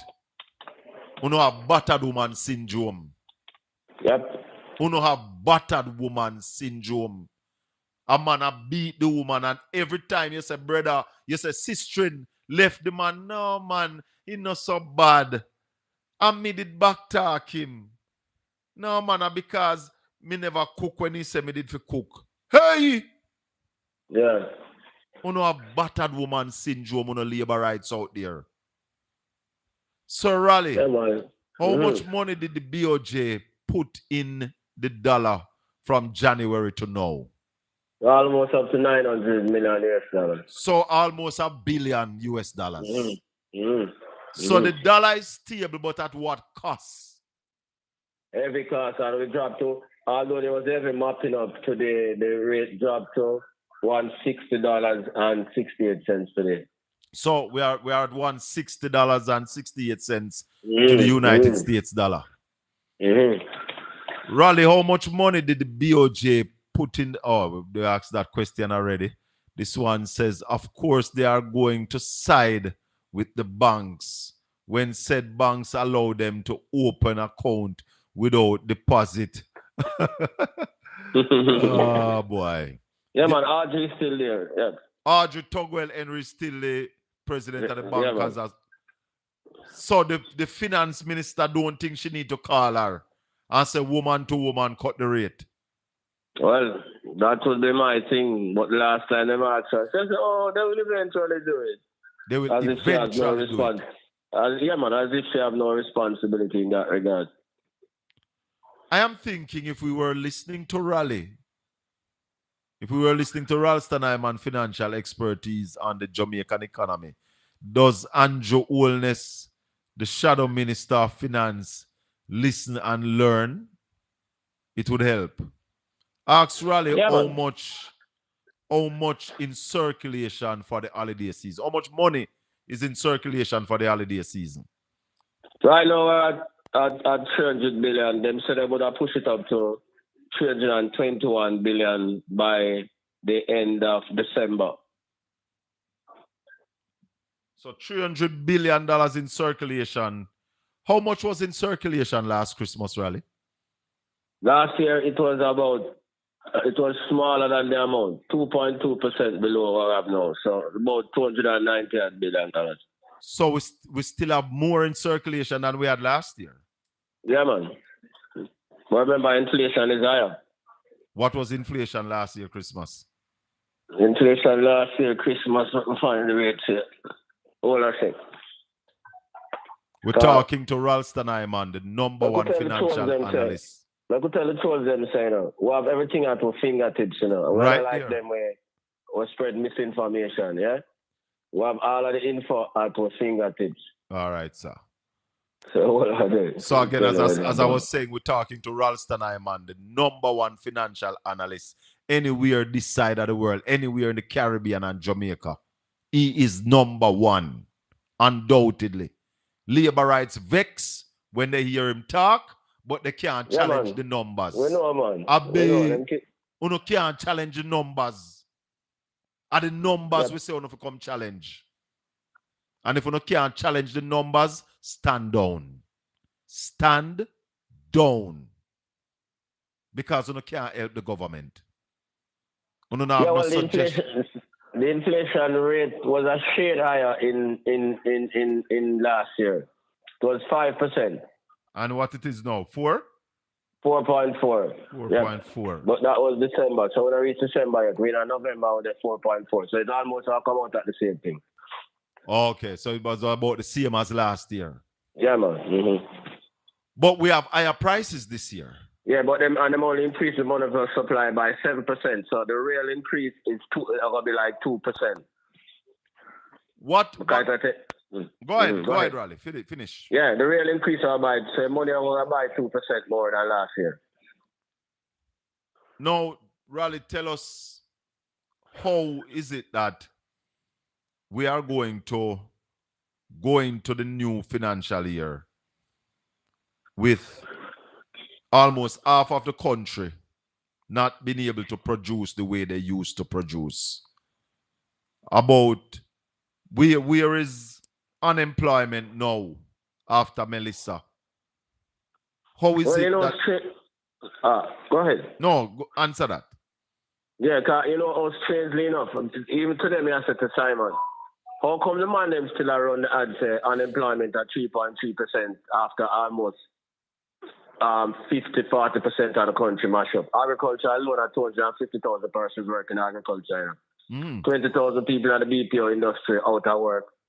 A significant portion of the tourism industry out of work. Yeah?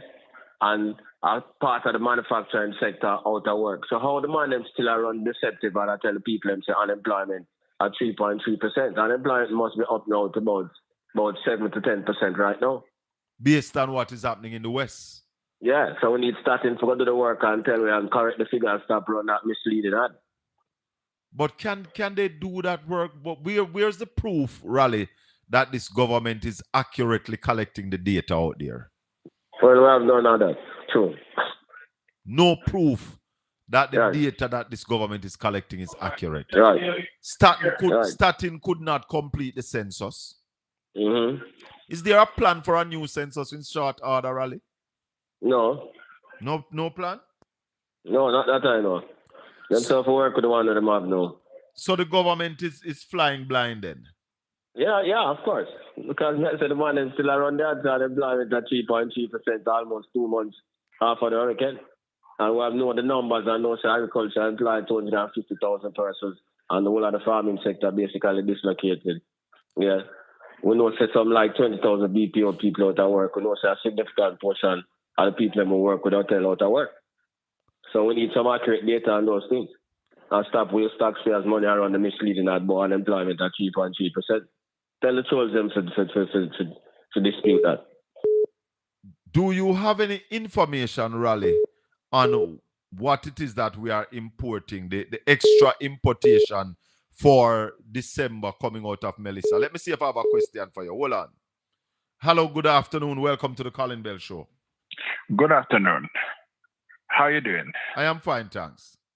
I want to find out something. The OUR, right? Yeah. What is the purpose of the OUR? Hold on, let me see if Ralston can answer that. You heard the question? What is the purpose of the OUR? Yes. Well, the purpose of the OUR is to regulate the utilities, but the OUR have to regulate them within the context of them license. OUR cannot arbitrarily put up some regulations. They have a license that they have to go by, which is a legal thing. So in some instances, it's not the OUR is a problem. Some instances, it is the license is a problem. Another thing is that the OUR is paid by the utilities, which is madness in the first place. Yeah, because a kind of conflict of interest which weaken them on. So they have the license to deal with, and they have to, just as you say, he who pays the piper call the tune. But isn't it our money pays the OUR by paying something on our bill? Because what I understand, Raleigh, is that JPS not paying not really anything where come up, them just had something to a bill and say you help pay for that. Yeah, but my thing would be it would be better to pay the OUR directly from the budget. Let me see if the caller heard the answer. Caller, you heard the answer? No, the phone was on mute a while ago. Was on hold a while ago. Oh, yeah, I had to switch to talk back to Raleigh so Raleigh could hear you. What Raleigh is saying is that the OUR is basically a regulator of those companies like GPS, the telecoms and them thing there. And they are paid by those companies. So OUR not really have much to do. So it has nothing to do with the government. It is a government agency, but they regulate these companies. And the energy minister is the head of that, right? If the energy minister is the head of the OUR? Yeah, then no approve can make any raise without him signing off on it, don't it? I don't think him have to sign off on it, you know. Hold on, let me find out from Raleigh. The head of the OUR is honest for you. Yeah, they are the OUR for the sign off. The minister not have to sign off on nothing. The minister not have to sign off. Hold on. No, he does. Yeah. So, caller, the minister don't have to sign off. The OUR do them thing. Oh, okay. I was wondering because the energy minister came out and said something about the raise that JPS got. So I was wondering if she was making the statement that basically was saying that he don't have any control over it or anything. The minister don't have no control over it. The OUR either approve or they don't approve. Okay. All right, sir. Respect. Thank you. Yeah, man. So, Raleigh, don't you think that the government should have a say in what takes place as it relates to the increase in light bill and all of that? Well, the say would be in the likes of because remember the man them say them operate a free market economy where the government not set no price. Yeah, but you Yes, you can't call it a free market economy when there's no competition. Precisely. But that is why I'm saying, those are some of the things that have to be written in the license. You have to change up the license to include competition and all of them things. You can't have the man them have a monopoly on distribution if you are going to run an economy where you're not going to be involved in price setting. Why is the government not willing to call JPS to the table now, Raleigh? Well, I hear the minister now say I'll call him to the table have the discussion between now and the time, the 2027. But why we have got 2027? Why we need to go to 2027? What Philip Palwell constantly tells us is that this license was signed in 2005. Yeah. It was reviewed in 2008, he told us. There was another review in 2015 because he did that review. And a review was pending for 2020. Was that review done in 2020? Not that I know of. So, yeah, we can call in the man them rather than conduct the thing in the public. You need to call in the man them and sit down and have a proper discussion with them. And what rather than the grandstanding. What Philip Palwell constantly tells us is that there's no magic date for 2027. Right. These clauses that we are talking about, my understanding is that the Minister of Energy can call JPS and say, listen, we want these changes to the license. Yeah, man. Do you agree? Let JPS say them don't agree while the government is refusing to change the thing now and then gaslighting the country, telling us that nothing can be done until 2027. It's a lie. Yeah, man. Lie, Darrell, lie. Yeah, man. But why they're refusing to do it, Raleigh? Well, I don't know. And many of the local associations like the JME and all of those people, so they are willing to help them because they have some ideas as to how this thing can be done. But them money don't want to help from the body. They want to take on even things when you can't manage them now, the expertise in. And that's why we are saying to the labor rights who are monitoring this channel, tell Darrell we want answers to these questions. Why is it that him can't try negotiate this thing and done it now? Is either him done it now or him come back to us and say, listen, we go to JPS, we try, they are not budging, so the license come to in 2027. Right. Why you can't try fix it now to ease off the pressure now? Why you are saying that we must wait and dead and die till 2027? This is not good governance. No, man. This is not good governance.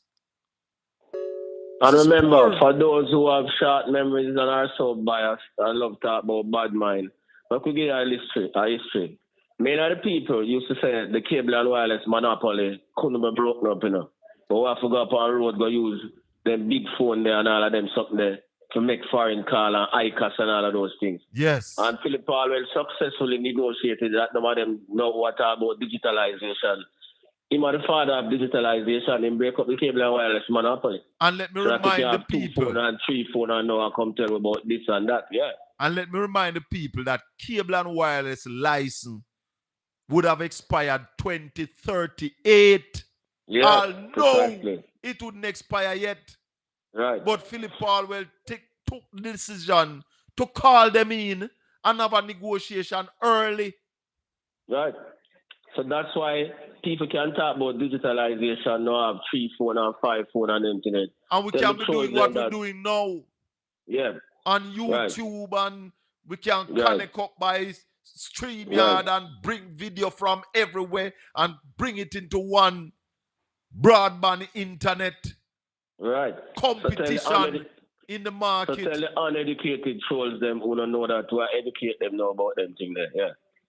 It is Philip Palwell who made that change. So that we can have BPO and all of them something there. Yeah. Tell her! All of the people who know we have free internet in a town square. It was Philip Palwell who did that. Yep. Something that people thought was impossible.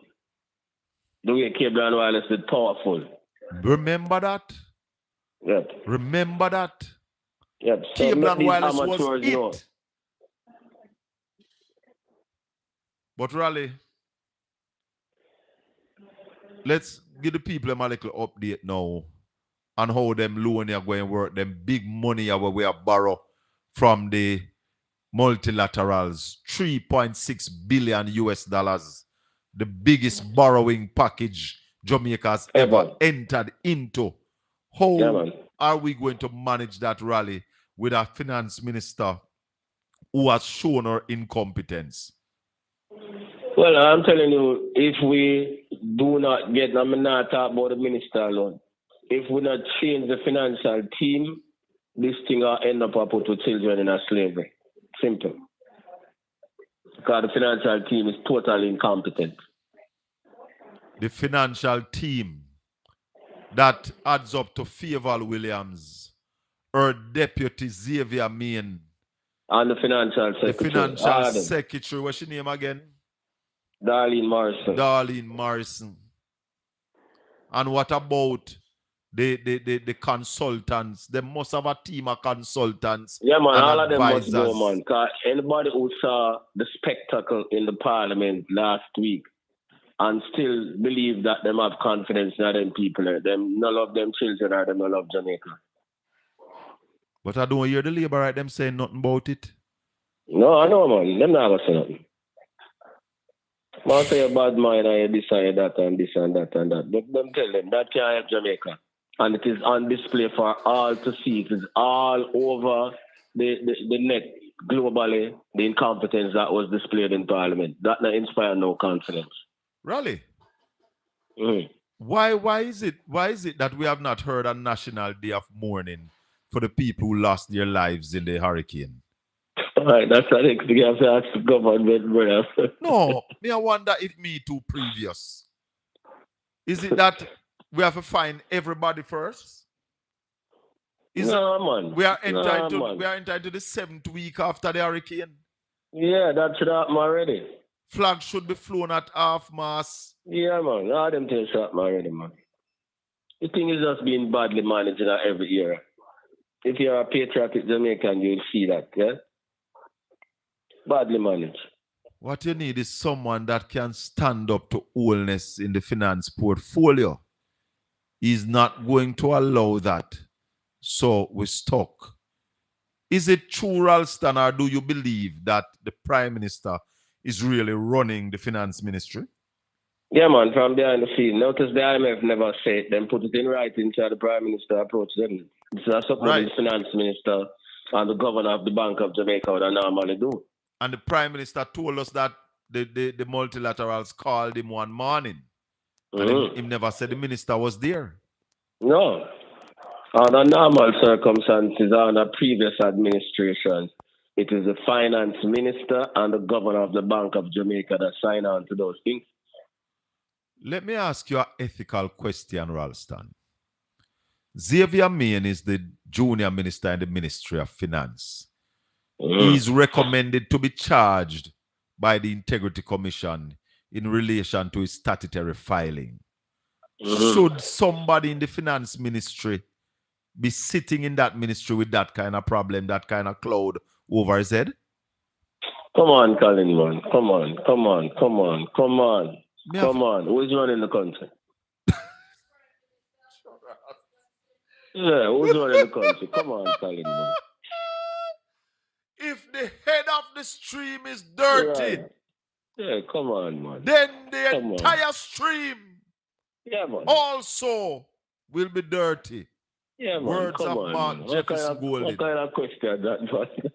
No, but Ralston, we have to put it out there because you have these labor rights trolls and vloggers and bloggers who have battered woman syndrome out there praising this administration, praising them. One bro God, 1 p.m. 4th term loading. Poor fellows, yeah, man. Well, Raleigh, you are saying that we need to clean house. Yeah, we man. need a financial team. This will become like a death trap, you know. Yeah, man. We have to clean house and get some people who know them other brother. The negotiation for this biggest loan package starts when? In January, they say? In January, yeah, man. You need a team to negotiate that loan, right? Of course, some sensible people. So who is the team that is going to negotiate that loan? Fayeval Williams The at the same, helm? the same team are down there. Nothing ever changed. Do we have competent people in Jamaica who can jump into the finance ministry and deal with this readily? Yeah, but I'm not so sure them people would have worked with this administration. I'm not sure this administration would are broad-minded enough in order to get other people. Have you heard anything in your circles on the ground that Andrew Wilness is uncomfortable with the finance minister? Yeah, man. You have heard that he's uncomfortable? Mm-hmm. I asked that question because I am hearing those noises too. Yeah, man, but come on. The Prime Minister no matter is how growing bad him is, very when him look at those uncomfortable. display, when him look at how his wife reacted to the display, he must be uncomfortable because his own wife was very uncomfortable. Minister, we can't make it our tail out of way, I say.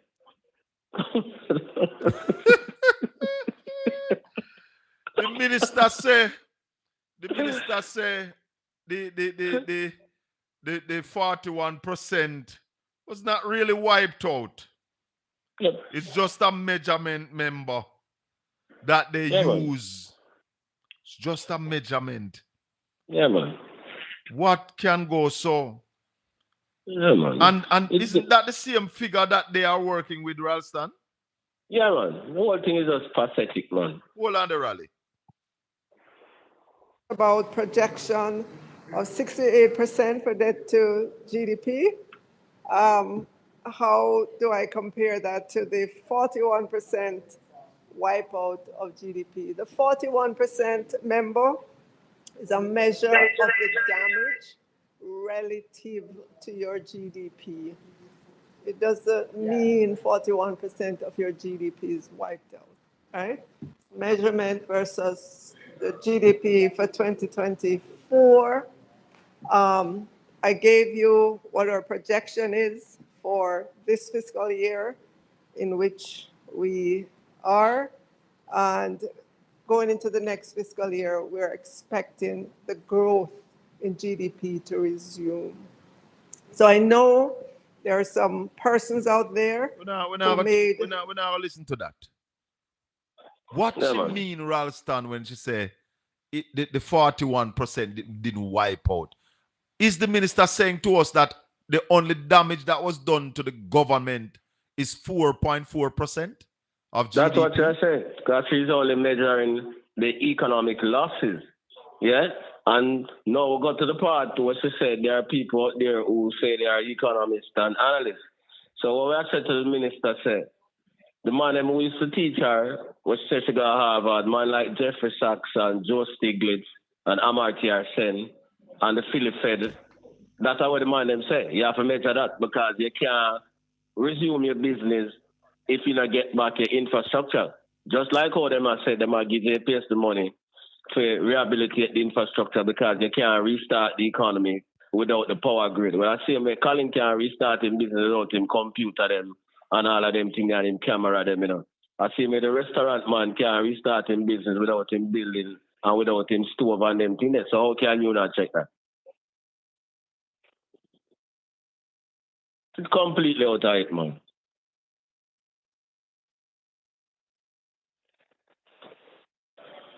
What is 5% of 20 billion? That's just $1 billion. So what Fayeval Williams is saying to us, listeners and viewers, that the damage to the Jamaican economy by Melissa is $1 billion. Mm. Isn't that what she's saying, Raleigh? Yeah, man, of course. That's what she's saying. No, me ask. She not take your stove, she not take your building. No. She not take the bridge them were popped down. She not take the road them were popped down. All of them something there. So, me ask all the viewers and all of the trolls and the vloggers and bloggers and laborite jackasses, do you believe that Melissa only cost $1 billion damage to the Jamaican economy? Come on, tell me. Isn't that what the Faval said is 4.4%? Yeah, man. So yeah, that means man. it's less than a billion. It is even less than a billion. Yeah, Yeah, man. because yeah, me just bring it up to 5% for Yeah. ease of calculation. Are you all telling me, Mr. Prime Minister, that the damage to the Jamaican economy by Melissa is $1 billion US dollars? Totally misleading. That is misinformation. Yeah, man. Misleading. Is the damage to the Jamaican economy $8.8 billion or $1 billion? Yep. Which one is it, Ralston? $8.8 billion. So if it is $8.8 billion, Jamaica GDP. So that them are work with not all of them are work with man, the World Bank and all them. Some don't know how them know and subtract it from yeah. How can you now try to tell me that Jamaica GDP is still $20 billion? Right. Because people, after Melissa, you know, the finance minister told the prime minister that Jamaica GDP is $20 billion.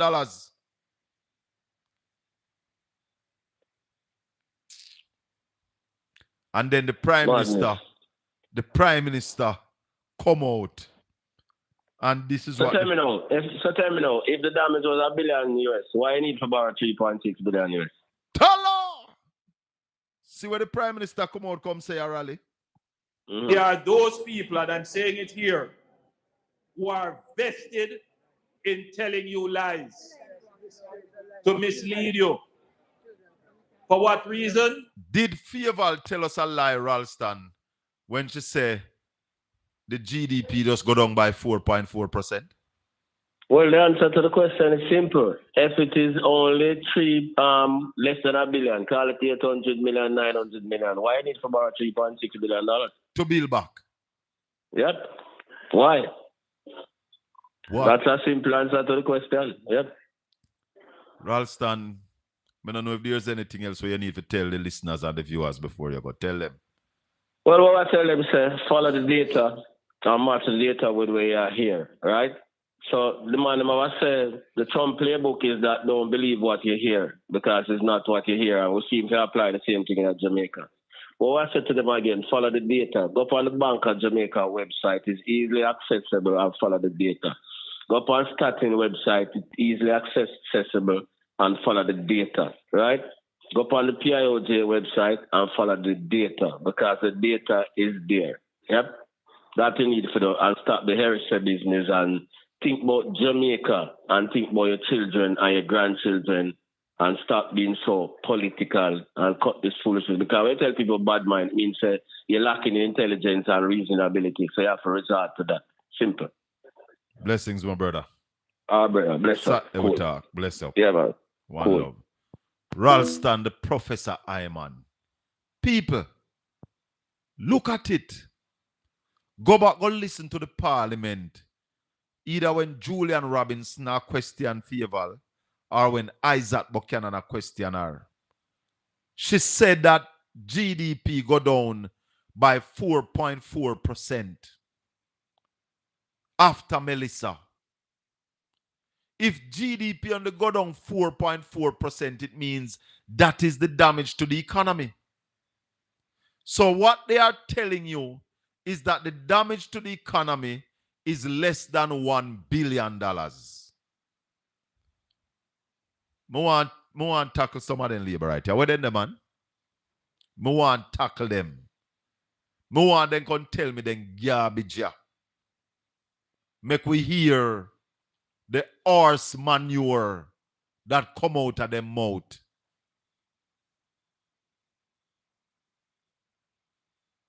No sadistic. No, man. Me can't believe people will claim say them have sense. Sit down and swallow all this garbage and then come on social media and spit it out.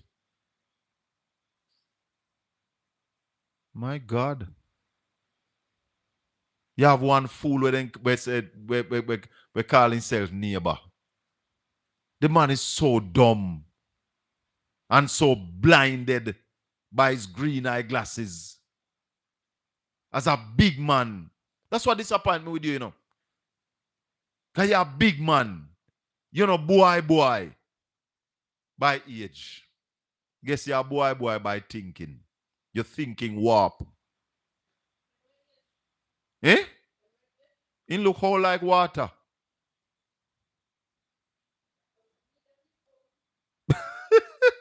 When they tell lie, they look whole. My God, man. We have to do a little better, man.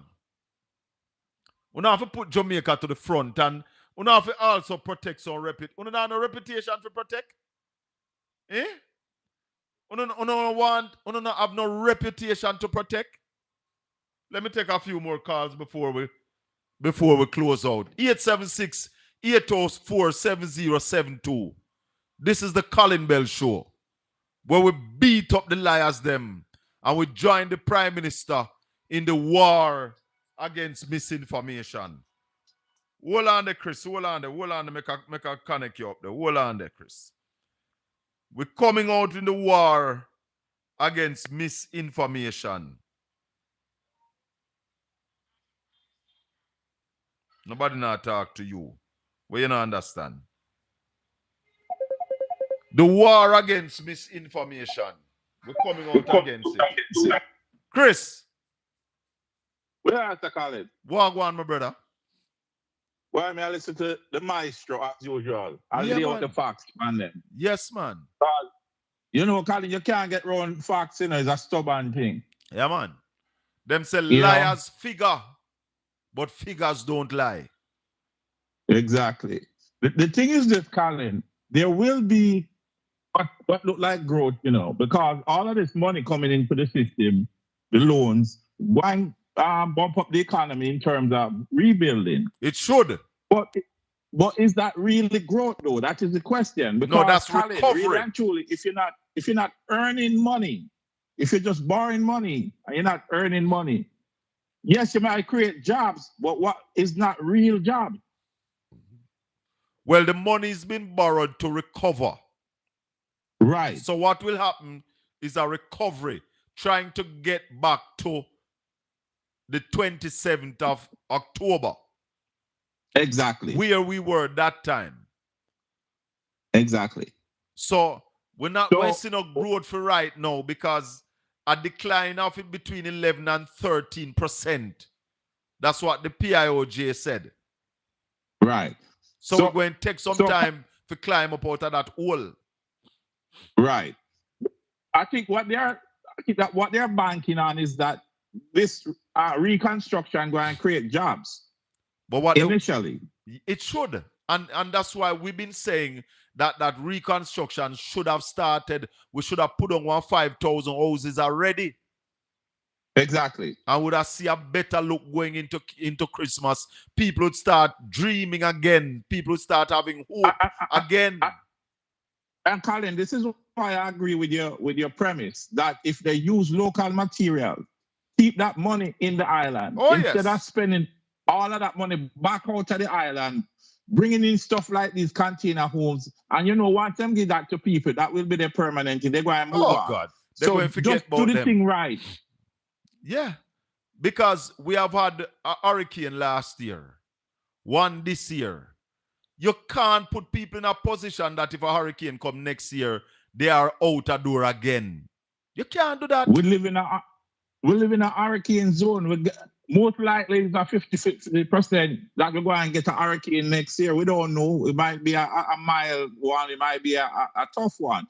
But Colin, when I was driving down to Westmoreland, I saw a lot of containers, and I think you saw the same that was blown all over the place. Of course. So some people tell you about some container that were sealed, load, pack, and the hurricane still lift them up and blow them over. Yes. So how you going to bring container houses in a situation like that? I mean, come on, man. The expert told us that those container homes can't stand a Category 3 hurricane. Where you go with them? Where you go with them? And this is the thing, Colin. Before I get off, we only have one chance to do this thing right, you know. We don't have another bite at the apple when we borrow all of this money. We have to get it right. You better tell them that again, Chris. One chance. One chance Okay, to my get friend. this right. And if we get it wrong, it's Haiti. Yeah, we don't want that. None All at right, all. Colin. Little more. Let me talk to you, my friend. Blessings, man. Yeah. If we don't get it right, remember, it's 80. One chance to get it right. So I am telling the government, shelve that plan about the container houses. Shelve it. Use Jamaican concrete blocks, Jamaican sand, Jamaican gravel, Jamaican cement, Jamaican tradesmen. Put back money in the Jamaican economy. Let me tell you something about our economy. The longer the money stays in an area, the better it is for the wealth of the area.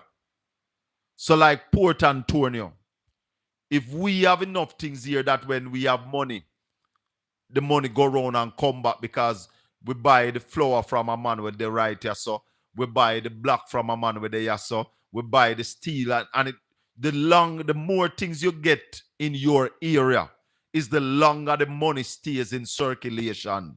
If you have to take the money out of your area going to our next area too quick, your area not going to develop as fast. So when the Prime Minister and the Finance Minister them borrow this money, and as soon as you borrow it, you take it to China. It's China get rich. We must make the money stay here. God forbid, man. You don't need no PhD to understand that. You don't need a first degree to understand that.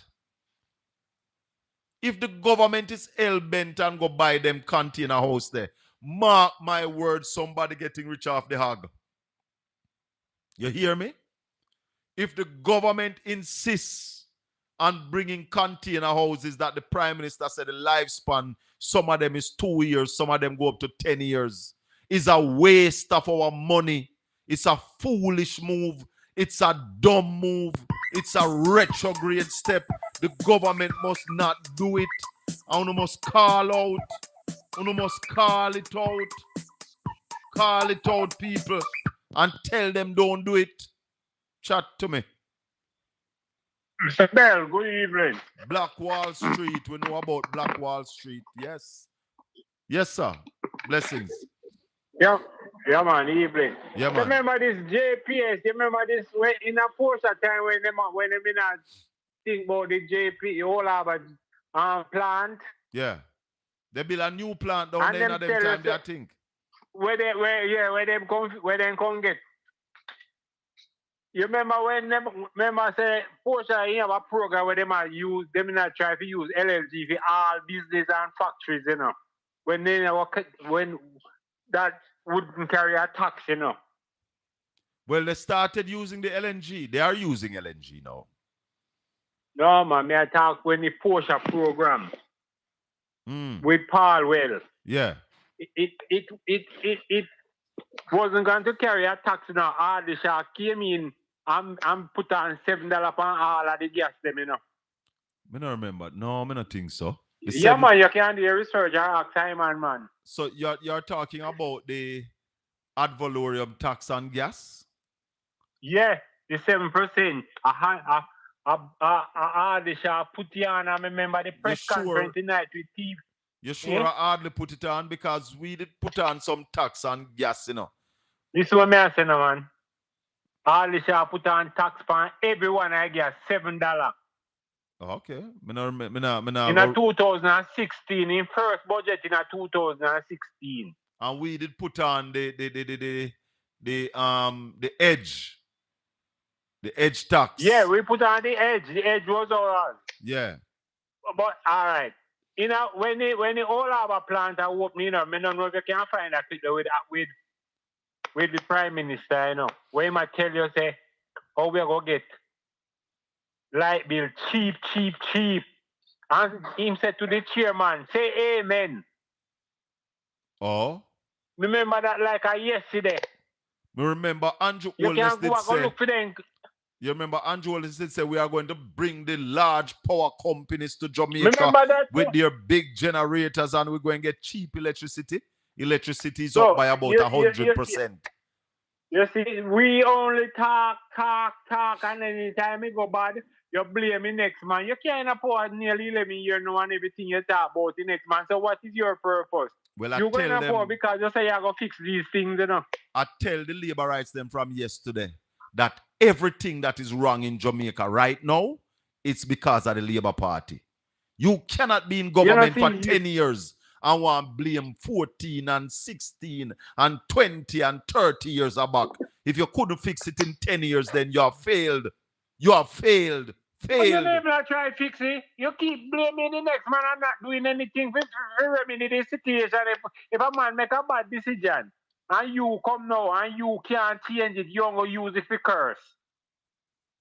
Them joking. I just say, hey, are you into this? Are you into that? Oh, you know, praise we over the good things and what we do then. Then, Carla, you take the good things that we do.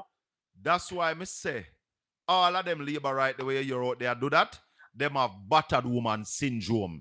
They are just like a woman who is been abused by a man, and every time you talk to her about it, she find an excuse for the man. She blames something else instead of blame the man. Labor rights are suffering from battered woman syndrome. You see, something what do you mean what you're wrong to do a house now one of them scheme. I know. And when you look for the house, you know, I live in mall, make the house, you know. Lord God. The ceiling, when they put, I want precast, you know, and the ceiling about 6 feet apart, you know. So not depend if you hole on the roof on the house, you know. So when the roof blow off, the rest of the wall broke down. Lord God, little more, me gone. And them say 13,000 house, 13 million house they start at, you know. Wow. And a 2017 a scheme they open. Me gone left you, little more. And a housing trust. Bless up and thanks for the call. Little more. Hello, good evening. Yes, Mr. Bell. Bless up. Caller? I think everything good. Most things. Everything not good, but we're working on them. All right. You can't listen to your TV and talk to me, you know. You have to listen to the phone. No, I move the TV, man. Yeah, man, you have to mute the TV because it's going to show you off. Bad. You still... Yeah, man, I hear you. You still listen to the TV, man. No, I mute, man. It mute. Them and I hear it in the background, man. We are hear it in the background, you know. I'll know we are here. That's why you can't talk to it. Because you are listening to the TV and the TV are come way after the phone. All right, then me have to say still. When the government do them thing, I don't know, say it benefit them. Because them are get kicked back. Yeah, them are rich off of it. I know them are rich, you know. And more money now enough to this disaster and them are all per year, them are getting. You know. Yes, sir. Them be there now. Them are benefit off of it, man. I know. I hear you. Yeah, so you know, yeah. Only common sense that tell you, say, boy, invest in your country. Yeah, that's not common sense. Spend the money with your people, them. Yeah. Keep the money in the country as long as possible. So, the whole of them are them in there now. And that's why they not start spending the money yet, because they might calculate how to spend it that them can make as much as possible. Yeah, that's why they are stalling. No, because they might think how to thief it. Boy, you're nice it up, man. You're talking about now to spend out to thief it. They must stall because they must plan how to thief. That's why no money not spent yet. I know how to spend it. I know how to spend it, you know. How to thief it. The government of Jamaica right now, people, outside of the $3.6 billion, the government of Jamaica right now is sitting on over $112 billion to deal with the hurricane relief where them not start spend yet. Well, now wait, pan. And then when the money not start spend it, I know them are telling you to spend 200 million on food. But that are not none. That are money. Yeah, and that money. 200 odd million can feed 150,000 people. Foolishness. Rubbish. Who them take the people them for? My brother, join me Saturday morning again here. Yeah, all right, cool. One love. My people, me I say it and tell the shaky one to take this and post it. Everything that is wrong in Jamaica now is as a result of the incompetence of the GLP government, the Andrew Holness-led administration. Everything that is wrong. If you couldn't fix it in 10 years, it is your failure. The people have given you the mandate to fix anything we did wrong before now. And for 10 years, you couldn't fix it. You promised us 5 in 4. That means that you'd grow the economy by 5% in 4 years, ending 2019 or 2020. You have not gotten to 2%. You have failed. When you came in power, electricity was 20 to 25 cents US per kilowatt hour. It is now 40 to 50 cents per kilowatt hour. 100% increase under your administration. For 1 year, you have brought down crime. Murder, sorry. For 1 year, you have brought down murder to what you can speak to. And I am not taking that from you. Even though you had to be forced into the policy that you are now in. And there are still people watching out. A man was murdered in Shrewsbury maybe 2-3 weeks ago. We don't hear that on the news. Was found with gunshot. We don't hear none of that on the news. So there are some people who are not sure, who are wondering if the numbers are correct. But I am going to work with your numbers and say you have brought down murders. I now take that from you. I'm giving you that. But you have failed. You mash up the economy, brother. This is my final call. Go ahead, caller. Good evening. Good evening, Mr. Bell. How you doing? I am fine, thanks. Welcome. Good. I'm not sure what is wrong with us Jamaican. I'm not in Jamaica right now. I'm in Canada talking to you. But I'm going to say us Jamaican because I'm a pro-Jamaican. Yes. We fail to hold our governments accountable, and this one in particular. Because I remember vividly when Mr. Holness went on a campaign and tell the public that he's going to make the country safe, that they can sleep with their doors and their windows open. Yes. And that has never happened. They don't hold him accountable for that. The most murders in this country has been under the Andrew Holness-led administration. Yes. That's the reason why I started with that point first. Right? I remember when I was in Jamaica, the Porsche administration took off GCT off the first 200 kilowatt electricity. So if you're burning less than 200 kilowatt, you're not paying GCT. And I see this government come and say they're going to make it 150 kilowatt, and people jump up and celebrate, but they don't remember, they don't see that they're going to be paying unless. You get what I'm saying? Yeah, man, I'm here listening to you. And the people celebrate. I can't understand how this prime minister can't declare how him come by him riches and people don't hold him accountable. Some of the time when I go to some places in Canada and I hear people talking about what is going on in Jamaica, I am ashamed. Jamaica is now a banana republic. Here, anything goes. I am ashamed. That's what the government is saying to us. The Prime Minister has been referred to the FID for further investigation. The junior minister in the Ministry of Finance has been recommended to be charged under the Integrity Commission Act and still sitting in office. What the hell can go so? And nothing will come out of it because it seems like all those judges are being bought out by the JLP government. Me don't know about that. Because well, it's my word. You don't have to say it. They can come at me. It's my word. Your and opinion. Why I say that, to me, the point that you just raised about the FID, it seems like they just put it in a corner for time to just run, and then they say they can't prosecute him anymore. Possibly. But remember, Andrew have the whole thing in court, tied up in the court, so holding it off, Yeah, they do that to just let time run off, and then they say they can't prosecute him.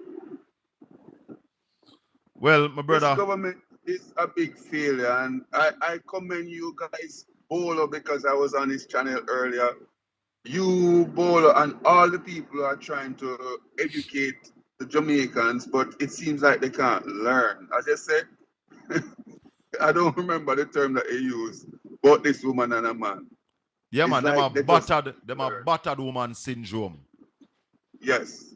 Yeah, man. So I could commend you guys, and I thank you guys because I'm watching, and this is how I keep abreast of what is going on in Jamaica. So thanks to you guys. Well, thank you very much. Please remember to subscribe and share the channel with some of the people in your contact so them can watch the program as well.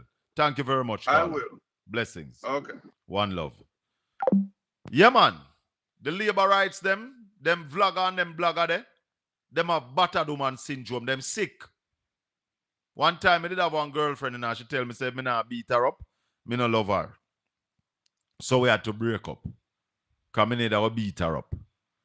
But the labor rights, them we are defend the government, have battered woman syndrome. And that's why they talk about the PNP so much. Everything they try to blame a party that has not been in government for about 10 years. What can go so sick? Sick set of people you are.